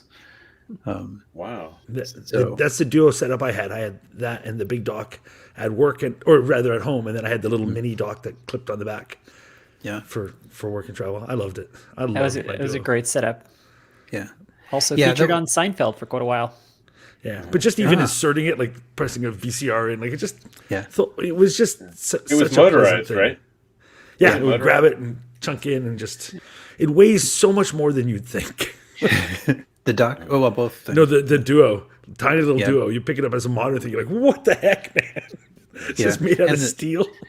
And the screen is actually pretty small. The screen is small, but it was great. I loved it. I could never go back to using one as like a daily driver, but I adored it. Yeah, the reason I picked this was for me also. I had only the micro docks that went on the back. I didn't have a Duo dock until modern days, but I really like this computer. And I may have told the story before, but I got it. I was finishing up my advanced degree, and I was going to write a dissertation, and I thought, all right, well, I'm going to get a little laptop. I can go sit in the park, and write for 20 minutes. Well, the battery. Yeah, well, yeah, and you can't see on the screen because once the sun's on it. But the cool thing was I had it I got it. I was delighted with how light it was. I would sort of like dump it in my little bag of papers and bring it into school with me, and within, I think it's probably a week, it fell off the corner of a table. And because I was just sort of so cavalier with this light little thing, and like after that, the screen cracked badly. There was like I could see sort of like 1/4 of it, and I was They very made the impressed by iBooks this. for you. those big rounded corners to survive. So I was very sad about hurts. this. Yeah. And I went back to the like sheepishly looking at my feet as I walked to the computer store and said, like, can you replace the screen? And they're like, well, it's going to cost about $20 less to replace the screen than just to buy another one. And I'm like, all right, well, do it. And Apple replaced it for no reason I can think of, because it was totally my fault. But they just said, nope, here's it's replaced. And so I had this great little portable thing that I could take to the park and write, and I never took it off my desk again. It just stayed there as if it was a desktop. Nice. So well, the DuoDock was a beginning of the evolution of what eventually turned into disk mode on PowerBooks, which was that I'd never had a Duo, but I did have the later MacBooks or PowerBooks that used had the disk mode, where you could sit down at your desktop Mac and just plug in a big giant cable into the back, and your desktop Mac would use the hard drive inside the laptop as its primary boot drive. And so it was like a DuoDock, but you did have a duplicate display, keyboard and mouse and everything, and a duplicate CPU and stuff inside your main Mac. But it meant you didn't have to have multiple copies of all your files and be constantly migrating data around and stuff. It sounds like a small thing, but it was honestly awesome to be able to use your laptop as the hard drive for your desktop. And that was the thing that they only dropped like I think the iBook era was maybe when they finally dropped disk mode. It was secretly still there for quite a while because hardcore fans knew about it and everybody used it who knew about it. But anyway, it was a great thing. Irrelevant nowadays since everybody just uses laptops as desktops. But right. These DuoDocks, though, I mean, this was mentioned already, but they are funny because they behave just like a VCR. You fold up your laptop and you put it in that slot in the front, and it sucks it in. It has a little motorized inject motor. So that's because there's like 6,800 pins in the back that it has to connect, so they can't do that by hand. And it had those two spikes on the side too, for lining up. Yeah. And also the dock, that dock has a slot where it's got like a video thing, so you get like better video power when you plug it into the dock. Like, it was a really cool thing. I loved it. I can only imagine what the mean time between failure was on those docks, because the amount of connections that it was making in the back is terrifying. Yeah, I have one I have a little sort of like tower of computers on my desk, and this is one member of it. I think it's at the bottom. Because you're afraid it's going to drop and crack. You can feel terrified. Yep. Yes. But so I had it plugged in. I probably should not have done that, but it was just sort of always plugged in. And then at a certain point, it started making a noise. Like I wasn't even really using it.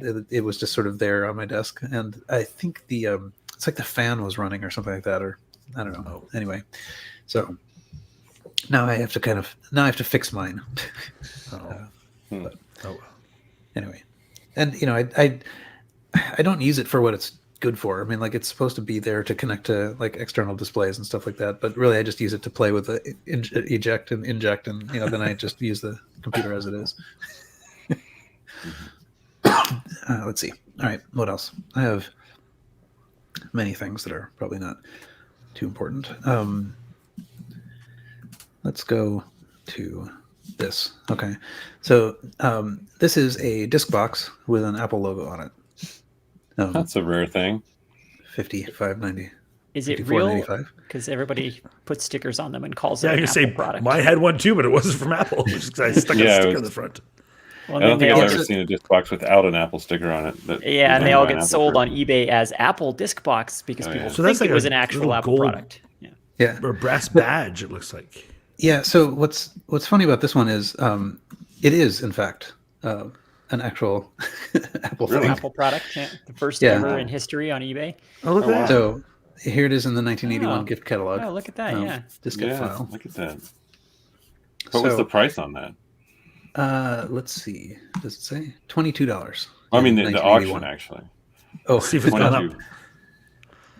It is 55. It's not a $55. great appreciation in value given the amount of time you had to hang on to it. So lucky I didn't invest can't believe heavily it's in real. those.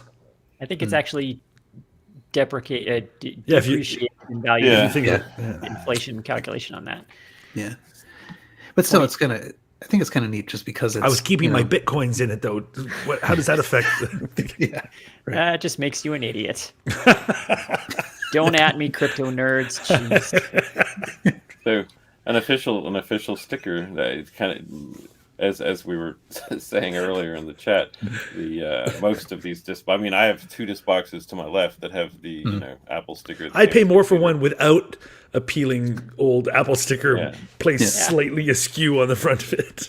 Totally. I was saying that basically that most of the Apple disc boxes are Apple branded the way that I could go Apple brand my cat if I wanted to right Or the now. way anything modern is Atari branded. Yeah. Right. Oh, It's yeah. also like that. So this official Apple one, it's very clearly the same disc box that like 3M or everybody sold. Like I had this exact disc box. It didn't have the brass Apple badge on it. So I guess they were just buying them from some company and putting their badge on it anyway. So it's just that Apple was putting the sticker on it instead of Joe in Iowa putting the sticker on it. And it is actually, it's a little bit more than a sticker. It's, it's some sort of hard thing. Yeah, it does look nice. It's like an enameled brass something. Yeah. But the box not designed by Johnny Ive, I guess. Yeah. Yeah, no. Yeah. I can't quite tell. I had one by Flip and File that was I think a lot like this, but yeah. My favorite ones, do you remember the ones that were rounded? Maybe that was it. They were rounded at the top and they had a proper key, and they came in like smoke, red, different colors. They were sturdy. Does anyone remember those? I do remember one with a key because it's like not like you could pick up the box and walk away with it. Really important to have a key lock on a 4-ounce piece of plastic. Actually, I like the key lock. I had one of those too because what it meant is you could carry it without the lid popping open and all your discs falling out. Okay. Because it does make sense. Yeah, because the lid covers the entire top of it. There's no real way to pick it up without the lid flipping open on you. Okay. Yeah. Nice. Well, my main association with those is they are unstackable. It's like, well, okay, great. Yeah. Now Frustrating. I have this has got to be at the top. Yeah, frustrating because you couldn't stack them. Yeah. Yeah. Okay, let's see. Was there? I had various other things, but I'll stick with the joke, which is Always this stick one. with the joke. Oh yes. This is an example of A+ Disc magazine, the first issue. It says 1980s. I don't know. But anyway, this is like A+ magazine. They did a sort of a disc edition that had some programs on it and articles and things. This one doesn't come with a disc. Yeah. So the joke was basically, I guess this is just A. A+ disc minus disc. It's just disc. A. Disc magazine, no disc. Perfect. Great job, internet. No notes. Yeah. Okay. I think I can leave that there. And what's next? Any other auctions anyone wants to have? Nope. Well, I have to. I got to do this. It's not an auction, but riffing off of the disc box discussion, I am going to have to share. This is mainly for the YouTube watchers, but I have to share what I've just discovered in looking for that rounded disc box that I was unsuccessful in finding. This is it's a vintage floppy disk storage box that is shaped like a VGA monitor. Yep. You open the top and that's just that's crazy to me. Maybe it's not crazy to anybody else. I can imagine the tech support calls for that. I inserted the disc. It's not coming up. I don't understand. All right. Sorry, I Did you plug it in? There's no place. Yeah. No, I know. I've seen a couple of those go by, as I was looking for eBay auctions in various, in the past, and they are ridiculous. Not seen it. Yes, it's ridiculous. Okay, let's see. So we can maybe turn now to the closing notes. Blake, you are alphabetically first. So Alphabetically first. what closing notes have you? Well, I guess here I will mention that I think as I briefly mentioned before over the break, there's a lot of retro stuff that I've been doing. I every year I like to do, I like Christmas demos, holiday demos on the computers. And so, I'd post a little roundup, but there was a cool new Apple IIgs demo disc that came out. It was a music disc, and it had the Ninja Tracker player. It was good stuff. Fun. I did a little video with it and played with that. There was very recently we discovered there was a lost but recently found kind of a slideshow with animation that we got successfully saved on the Apple IIe. So I like playing with those. And actually, I guess the biggest time spent in retro endeavors was I have a 46 class, a 5x86 DOS PC that I built. It's a rebuild of one I had like 15 years prior, but I rebuilt it like 8 years ago. And I made it needlessly complex with a SCSI drive and SCSI controller because I thought I'd run Windows 95 and blah, blah, blah, like I did before when it was my real computer, but that's just ridiculous. So finally, I kept the drive and the disk, and that's all there, but I'm now booting off of, I just added a simple, CF card adapter with the, it fits in the backs in one of the back plates, so you can just pop in and out the CF card and go over and fill it up with stuff and pop it back in. So I'm actually able to do a lot more with that without having to FTP across the room with DOS based MTCB tools. So that's been fun. I've been listening to mods on the Gravis Ultrasound, the sound card in there, and just having a lot of fun with new games, new demos, and so that was a nice. I did not anticipate that I'd be spending my time on 46 DOS, my happy holiday time, but I did, and it was great. So that's it for me. Yeah. Cool. Yeah, it's pretty nice that the CF card is basically just an IDE drive. So like you can just plug it straight in. Yeah, if you do SD, like anything like that, you got to bridge it, and that's an extra piece. But if you can find, and of course with these old DOS machines, like I went out and found like on eBay a new unused new inbox 512 meg card and bought it for compatibility because you just want to keep it small.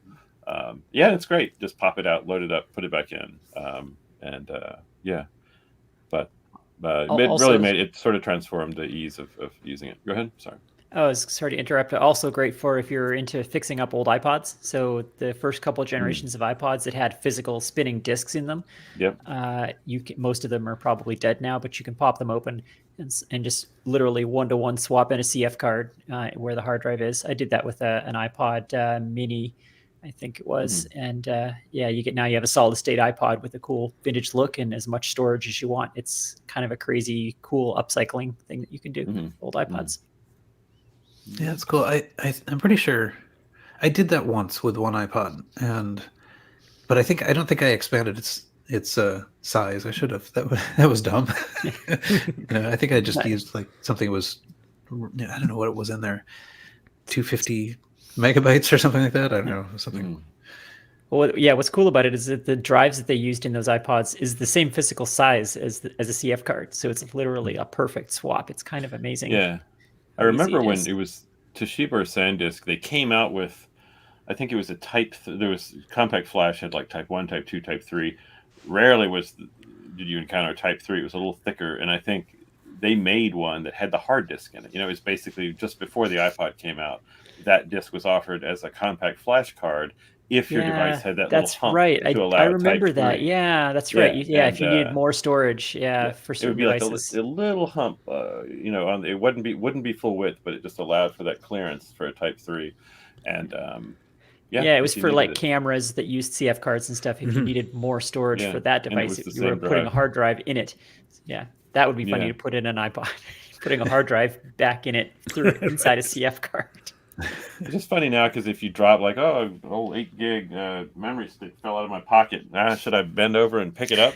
I don't know. Probably not worth it. Yeah. I'll just do I really want that thing? Yeah. So it's just weird. Crazy. Yeah, I got at a conference a couple years ago. They gave out 1 gigabyte USB flash drives as keychains as swag. What? Which, like, can you imagine 1980 whatever, like a gigabyte They're just giving them away. They're just garbage. Most people didn't even want them. People were literally throwing them away like a stupid swag. Yeah, I've done a lot of trade show things, and we always have a basket of things that are, I think, like 5 gig, and they're so cheap to buy. And whenever you have presentations or info, you just hand those to people who don't mind putting a random thing from a random person in their computer. I'm like, are you sure? Okay. Thanks for trusting me, but I would have not done that. Well, nowadays we have the opposite problem. So I think with that iPod upgrade I was mentioning, I think there was a limit. I think it was 4 gigabytes. You have to use a CF card that's smaller than that, or the operating system on the iPod can't cope with it. And that's an increasing problem. A lot of these CF and USB devices that we have upper size limits, and you can't buy devices that small anymore. Yeah. Even on the recent CFFA 3000, the disk emulator, I was talking in the Slack, I having trouble with I moved to a different brand of USB stick, and it's glitchy, it's not working. And so, part of my problem is it's too big. So I just went last night on eBay and I found oddly cheap. I bought 5 256 megabyte USB sticks for like $30, and I'm hoarding them, sticking them in the drawer, because eventually, those are the kinds of things you want to use with those emulators.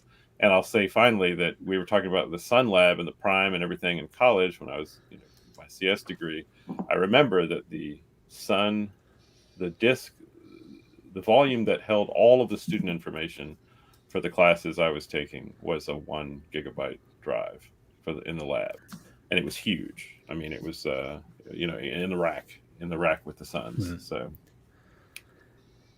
Yeah, I remember the lab sharing a 20. I think it was a 20 megabyte drive. Among all of the PCs. Yeah, I remember the first 1 gigabyte drive we had at work, and bought it from like a partner. We were partnered with Prudential at the time, and bought their used one because they're upgrading. Mm-hmm. I'm like, sure, I'll take your used drive. It was so expensive. It was giant, and I was like, I can't believe that's 1,000 megabytes. Like, what? Nobody will ever need that much storage. One thing that I'm kind of annoyed by is that there were these CF cards that would serve as like Wi-Fi base stations, so you could remember so those? if you had if you had a camera that used a CF card, you could offload things without actually having to walk the thing across the room, and it would be great for drive emulators. So there were these things. I'm losing the name. I can't quite remember what it was called, but there were I think Toshiba made them. And they just don't sell them anymore. They don't make them anymore. Like the website's decaying. They were orange, right? Weren't they orange in color? I feel like I remember those things were orange. Maybe I'm not wrong. Not the ones I have. I bought I think the one I had was orange. I think you're right, because I had one of those that I never got it working as the idea was I'd stick it in a computer and I'd be able to just like connect to it directly. Yeah. I think the one I had was orange. So they also made SD versions of those. They may still make the SD version, because I have it might be the SD version. That's what I had. That's what I'm thinking. Mine is the SD. Yeah, I have one of those. I think they called it the Air Card or something, and I have one of those because I had intended. Do you remember Toshiba Radio, or what was that guy's name? Nishida Radio. Yes. He used to make Apple II stuff. He had an SD card reader that went inside your Apple IIc, or could go inside the Apple IIc. It was installable inside or outside. And so I had the dream of using one of those Air Cards in it, and it turned out not to work because the Wi-Fi won't go through the shielding inside the Apple II, which is sort of hilarious. Which I suppose you could take the shielding out, but the other reason though it wasn't very functional is because it was extremely slow, like very. You don't get full Wi-Fi speed out of it. It was so slow as to be almost like it was slower than a floppy disk. So honestly, it was just too annoying to use. Pour one out for Nishida Radio though. Boy, the stuff. Yes. I just sat there just making magic. Yeah, that guy would sell it immediately. I'm like, please, me boy, I missed my opportunity. Like, before A2 Heaven came along to save us all, he kept this entire hobby going in the Apple world for quite a while. Yeah, single-handedly, that guy was saving us all. Yes, crazy cool stuff. Yeah, I still have a couple of his devices that I'm jealously guarding in case I need him someday. Yep. Yeah. Sure. Yeah, I think it was the SD size ones that I was thinking of. I did. I'm pretty sure that I did at some point put it in a CF adapter, so an SD to CF adapter that then went into like the CFFA 3000 or something, and it did work. FlashAir, yes, that's what FlashAir. That's right. Yeah, thanks, Herb, in the comments. FlashAir is what it was called. There you go. Yeah. Anyway, Right. I guess we're now on to closing notes from Carrington. Oh, do I have anything? Been doing very little retro stuff. Last year was a crap year for me. I'm only getting back into things. On my iMac G4, I have a new desk setup, so it's more convenient to use. And today I've been playing, what is my disc called? Full Throttle, which I've played forever. So Full Throttle, and it's just like delightful. So I spent much time playing that today. So that's the retro thing I've been playing. And then that game I made last year, the Text Adventure Dorm. I have a whole bunch of people who want copies with the Feelies, like just a massive backlog of people. And so the problem is the shipping, because it includes a little card and a pin. It's got to ship as a package. It's a massive hassle. So I've been instead saying you can have it totally for free if you'll take not those and get all the printed ones. And so I'm just they can ship as an envelope now, just letter. So it's super cheap. So but I've got like 100 of those to send out. So that's this week. I'm going to get, they're all in envelopes now. Just got to take them to the post office and say, stamp these suckers. So that's my retros. Oh, and I decorated. Yep. I'm gesturing to the wall behind him. I think it's Quinn. Somebody put it perfectly. It's a 1970s game show set. Well, I said talk show set. Oh, talk show. 1970s talk show set. Someone in the comments said game show set, which I think is also on point. Yes. But, so I got my super graphics, my funky chairs, and I just love it. So. To me, it's the entrance to a timeout arcade. That's okay. Yeah, I can see that too. Yeah. So that's it. Happy boy. For the radio listeners, so Carrington has done super graphics on his wall, which was that 70s thing where you have big arches of colorful stripes. Complementary colors, and yep. It looks amazing. It really does. It's fantastic, and he's got the matching chair. Really, it's next level. Yeah, so digging it. Yeah, you need a shag carpet. I do. I keep looking for, but they're a pain to clean, but it would help with this echo. But I don't know. I already have so much stuff. There's 2 chairs and a record player and a lamp behind me. So something has to, if I get a rug, something's got to go. My minimalist heart can't take it. We're starting to worry about you becoming a hoarder. Yeah. So Exactly. I don't technically need 2 chairs. People come over, they can stand. I don't want people to visit longer than they can stand. Yeah, don't do the shag carpet. The house I grew up in had shag carpet, and my primary memory is how much it smelled. Like you could just you can't really clean them. So I just like to look, but I can't clean it. Yeah, they're gross. Yeah, so I'm rugless. Excellent. I don't know if I have much to say on closing notes. I feel like I haven't actually. I mean, I've done a lot of editing. Not that the feed can tell, but pretty soon the feed is going to have a bunch of episodes. And those of you who are listening to this now on the feed, this makes no sense because all those prior episodes were already there. But anyway, my retro time has been kind of largely on that. But soon I will be going through my office, and that will be interesting.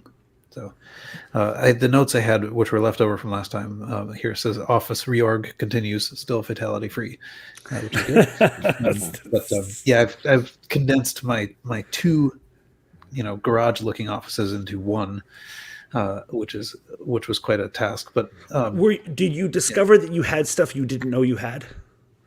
A little bit. Mostly it's just didn't know but had forgotten about. That's a cool thing.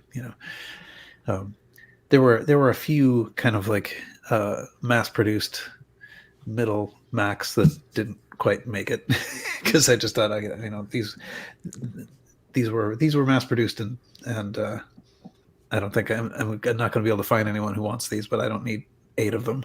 Right. Oh gosh. Right. But so anyway, we'll see. Hopefully that project will yield interesting things to talk about in the future.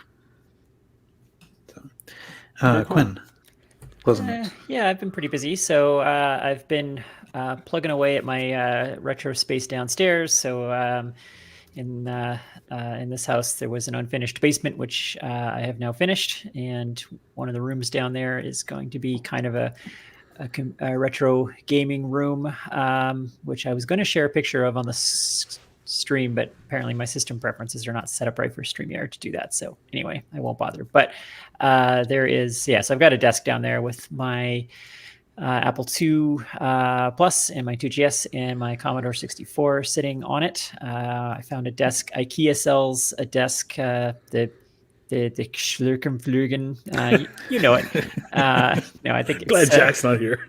yeah, it's What'd you call me? Hemnes, Hemnes, I think is the name of it. It turns out to be a really good retro desk if anybody is looking for one. So it will hold 3 retro computers fairly comfortably. It's tight with the floppy drives and everything, but it will hold them. And it's got hidden cable tracks and stuff all underneath it. So nice. you can hide all the cables, which I love. I absolutely loathe seeing cables. So I'll send a picture out to the chat. It's a later, nice looking desk. it looks better in the pictures, I will say. So IKEA's system of flat pack and you put it together yourself. They flew too close to the sun on this one. Fair warning, if you buy it. If putting this together took about 4 hours, the instructions are 45 pages long.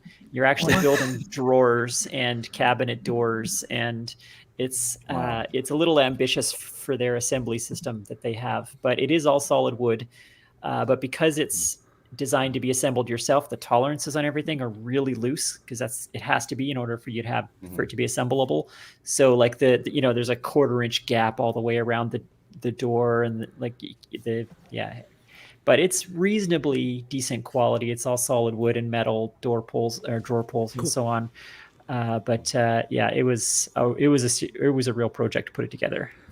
So fair warning on that, but it seems like a good retro desk. In addition to hiding all the cables, it's got a cabinet on one side, drawers on the other, so you can hide your floppy disks and your manuals and stuff. Nice. So you can keep a clean look, which is difficult with retro stuff, especially the Commodore and the 2GS. Those are both things that are difficult to make look tidy because they have a lot of external peripherals and a lot of cables. I mean, the Commodore, everything has 4 cables or 3 cables that come out of it because everything's got its own power supply and its own serial cable and whatever. The 2GS has a similar issue where it's just got most of the major peripherals are all external. So you have a lot of cables. And a lot of old things have big power bricks rather than a nice, and so it becomes a pain to try to mount those under a desk or whatever. It's exactly. Yeah, and the 2GS has this problem where all the cables are thick because you've got like a big SCSI cable for your hard drive, and then the disk drive cables. You have 4 floppy drives, all of which have these like 3/4-inch thick cables that barely even bend. So it's really hard to hide them. That kind of stuff is plaguing me, but I'm probably going to eliminate all the floppy and hard drives at some point. I've got them all set up right now, but I'm just going to go all solid state, which will eliminate a lot of cables and get me a lot of space back. And on that note, I'm looking for recommendations from the Commodore folks. For once, please do at me. I don't know what a good solid state solution is for the Commodore. I don't know anything about that world. So if someone can recommend one, please. And also a source of distributed backups. I don't know where people get Commodore disk images either. Is there a Commodore Asimov or it's archive? funny if you're outside of that world, right? Like I know all that stuff for the Apple II, but I'm like, I have no idea where to do it for Tandy or Amiga. Exactly. I have no idea where to even go. I guess I could Google Commodore disk images, but probably going to end up with some sketchy site. Commodore. Well, yeah, they're all sort of sketchy, but and also, I mean, honestly, the Commodore world, with all due respect, is just enormous. It's so much bigger than the Apple world that it's hard to get your head around. There's so many forums, so many communities, so many archives of stuff that I don't even know where to begin. So if there's some equivalent to like Total Replay on the Apple II, we have Total Replay, which is basically like every game that anyone cares about in one disk image that you can just download and it just works. If there's some equivalent to that on the Commodore, I absolutely want to know about it because that's what I want. I just want to be able to play like the top 200 best Commodore games or whatever. I don't really care about much else. So, but anyways, that's on the that's been accomplished. So the other thing is over the Christmas break, I got a really good amount of progress done on my 2GS game that I've been plugging away at. Nice. So it's very close to release. So did you just get in a plane and fly around for a while? Yeah, almost. I had a lot of time to kill at my sister's because they were busy. So I brought my laptop and knowing that I was going to have this time, and I just I spent a good couple of days solid working on it. And so I'm just in bug fixing mode now. It's playable. It's basically done. It's not tuned or fun, but it probably never will be. It's going to get released somewhere between like beta and abandoned, just because I want to just get it done so I can do other things that I want to do. I have other retro projects that I want to do, and I don't let myself start something new until I finish the current thing. Otherwise I never finish anything. So, so I've been stubbornly not starting any of the cooler things that I want to do for 7 years while I finish this thing.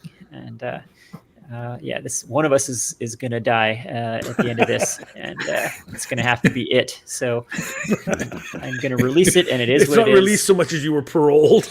Yeah, exactly. Yeah, it's getting kicked out of the door, and it needs to go get a job, frankly, because it's old enough to drive this project. It's no technical tour de force or anything. It was just I want to write a 2GS game because I had never done it, and I always wanted to be able to do it. So sure. So that'll get released hopefully within the next, I don't know, couple of months is my goal. It's just to have that released. It'll go out on the Slack.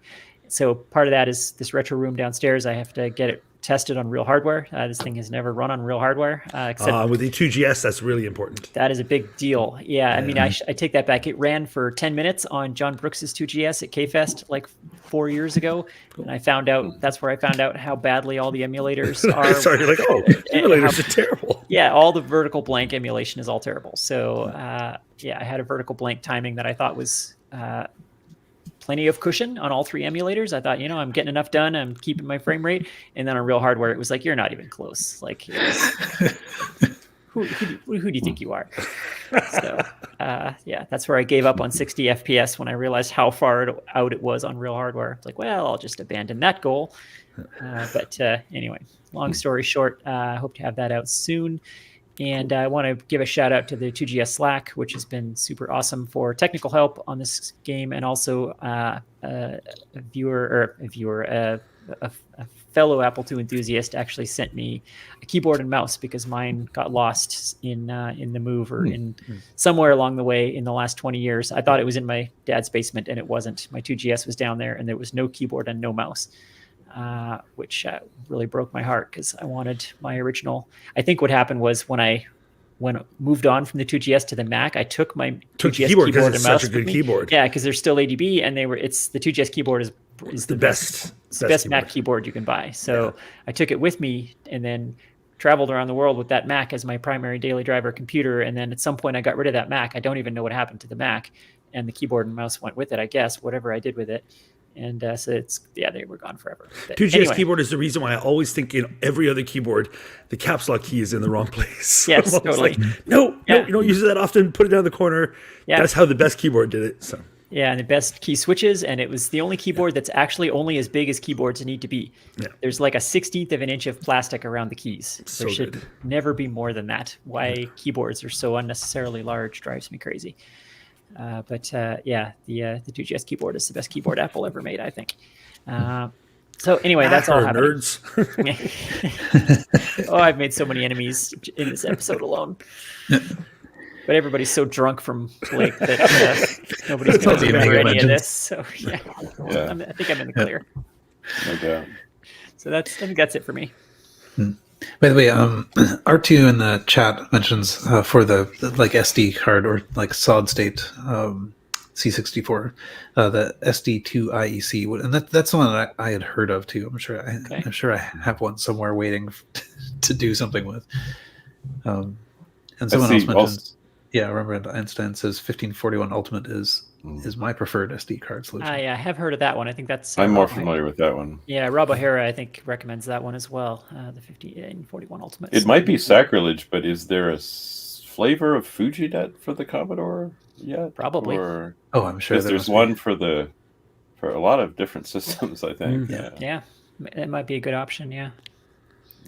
Yeah, I don't know. Does FujiNet have internal storage? Maybe it does. I thought it was just mostly a network thing, but maybe it does have an SD card. Yeah, I'm not sure. Not yet. Okay.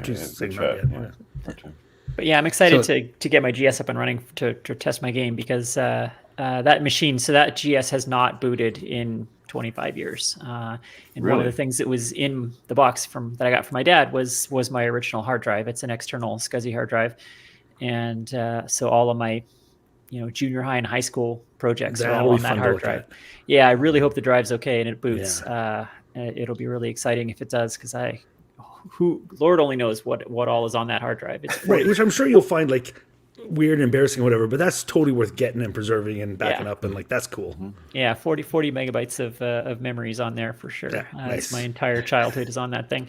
And speaking of things you didn't know you had, in that box was also my, I found my notes. I found 2 binders full of notes from my junior high and high school game development efforts.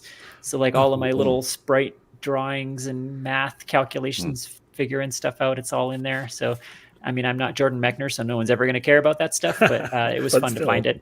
Yeah. You can do a collab with yourself. Yeah, exactly.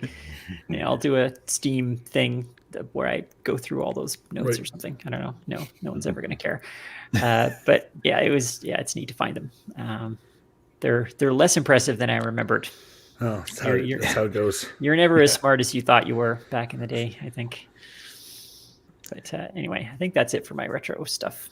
Cool. Is it dancing time? I think it must be. Yes, so that's it for this show. You can find the show notes for this and all the RCR shows at rcrpodcast.com. You can find lo-fi episodes and more via Gopher at rcrpodcast.com. You should watch the stream if you have just for the dancing. Just for the dancing at the end, yes. Anyway, you can discuss the show in the forums at forum.vcfed.org somewhere. You can follow RCR on Mastodon. We are podcasts.social at RCR Podcast. Join our Facebook group at facebook.com/groups/RCR Podcast. Send feedback to feedback@rcrpodcast.com. We are a member of the Throwback Network. I'm not doing this very rhythmically, so I'm making the dancing very difficult. But we're a member of the Throwback Network at throwbackreviews.com. Please write a review on iTunes if you want. And until next time, Retrocomputing. All right, that was not too far off. That was us, whatever. That it's was all just, good. Just the right amount of charming desynchronized. That's what makes it exactly. That's what makes it funny. Yeah. We should let Paul go. Yeah. But Into the wild. Time to release Paul. Thank you, chat, for joining us. What was this? 272? 272? Yes. 272, birth date of Blake. Yes. So year 272. He looks good for his age. 1,800 years old. Yeah. But so number 268 and 269, I think, will be on the feed any second. I uploaded them before we started recording. So okay. We'll race. So I'm going to catch up. I'm about to record and then an episode of Double Takes. So we'll see if I can record, edit, and post something faster than you can just post. Yeah. Smart money's on this boy. Smart money is on the guy who doesn't edit his shows. Right. Yeah. I'll put my money there. Anyway, well, yeah. So we'll catch up soon at some point. But anyway, thank you everyone for showing up in the comments and on the on the microphones. And I will see you next time. Cool. Okay, so let's see. End stream. Bye, YouTube. Bye, stream.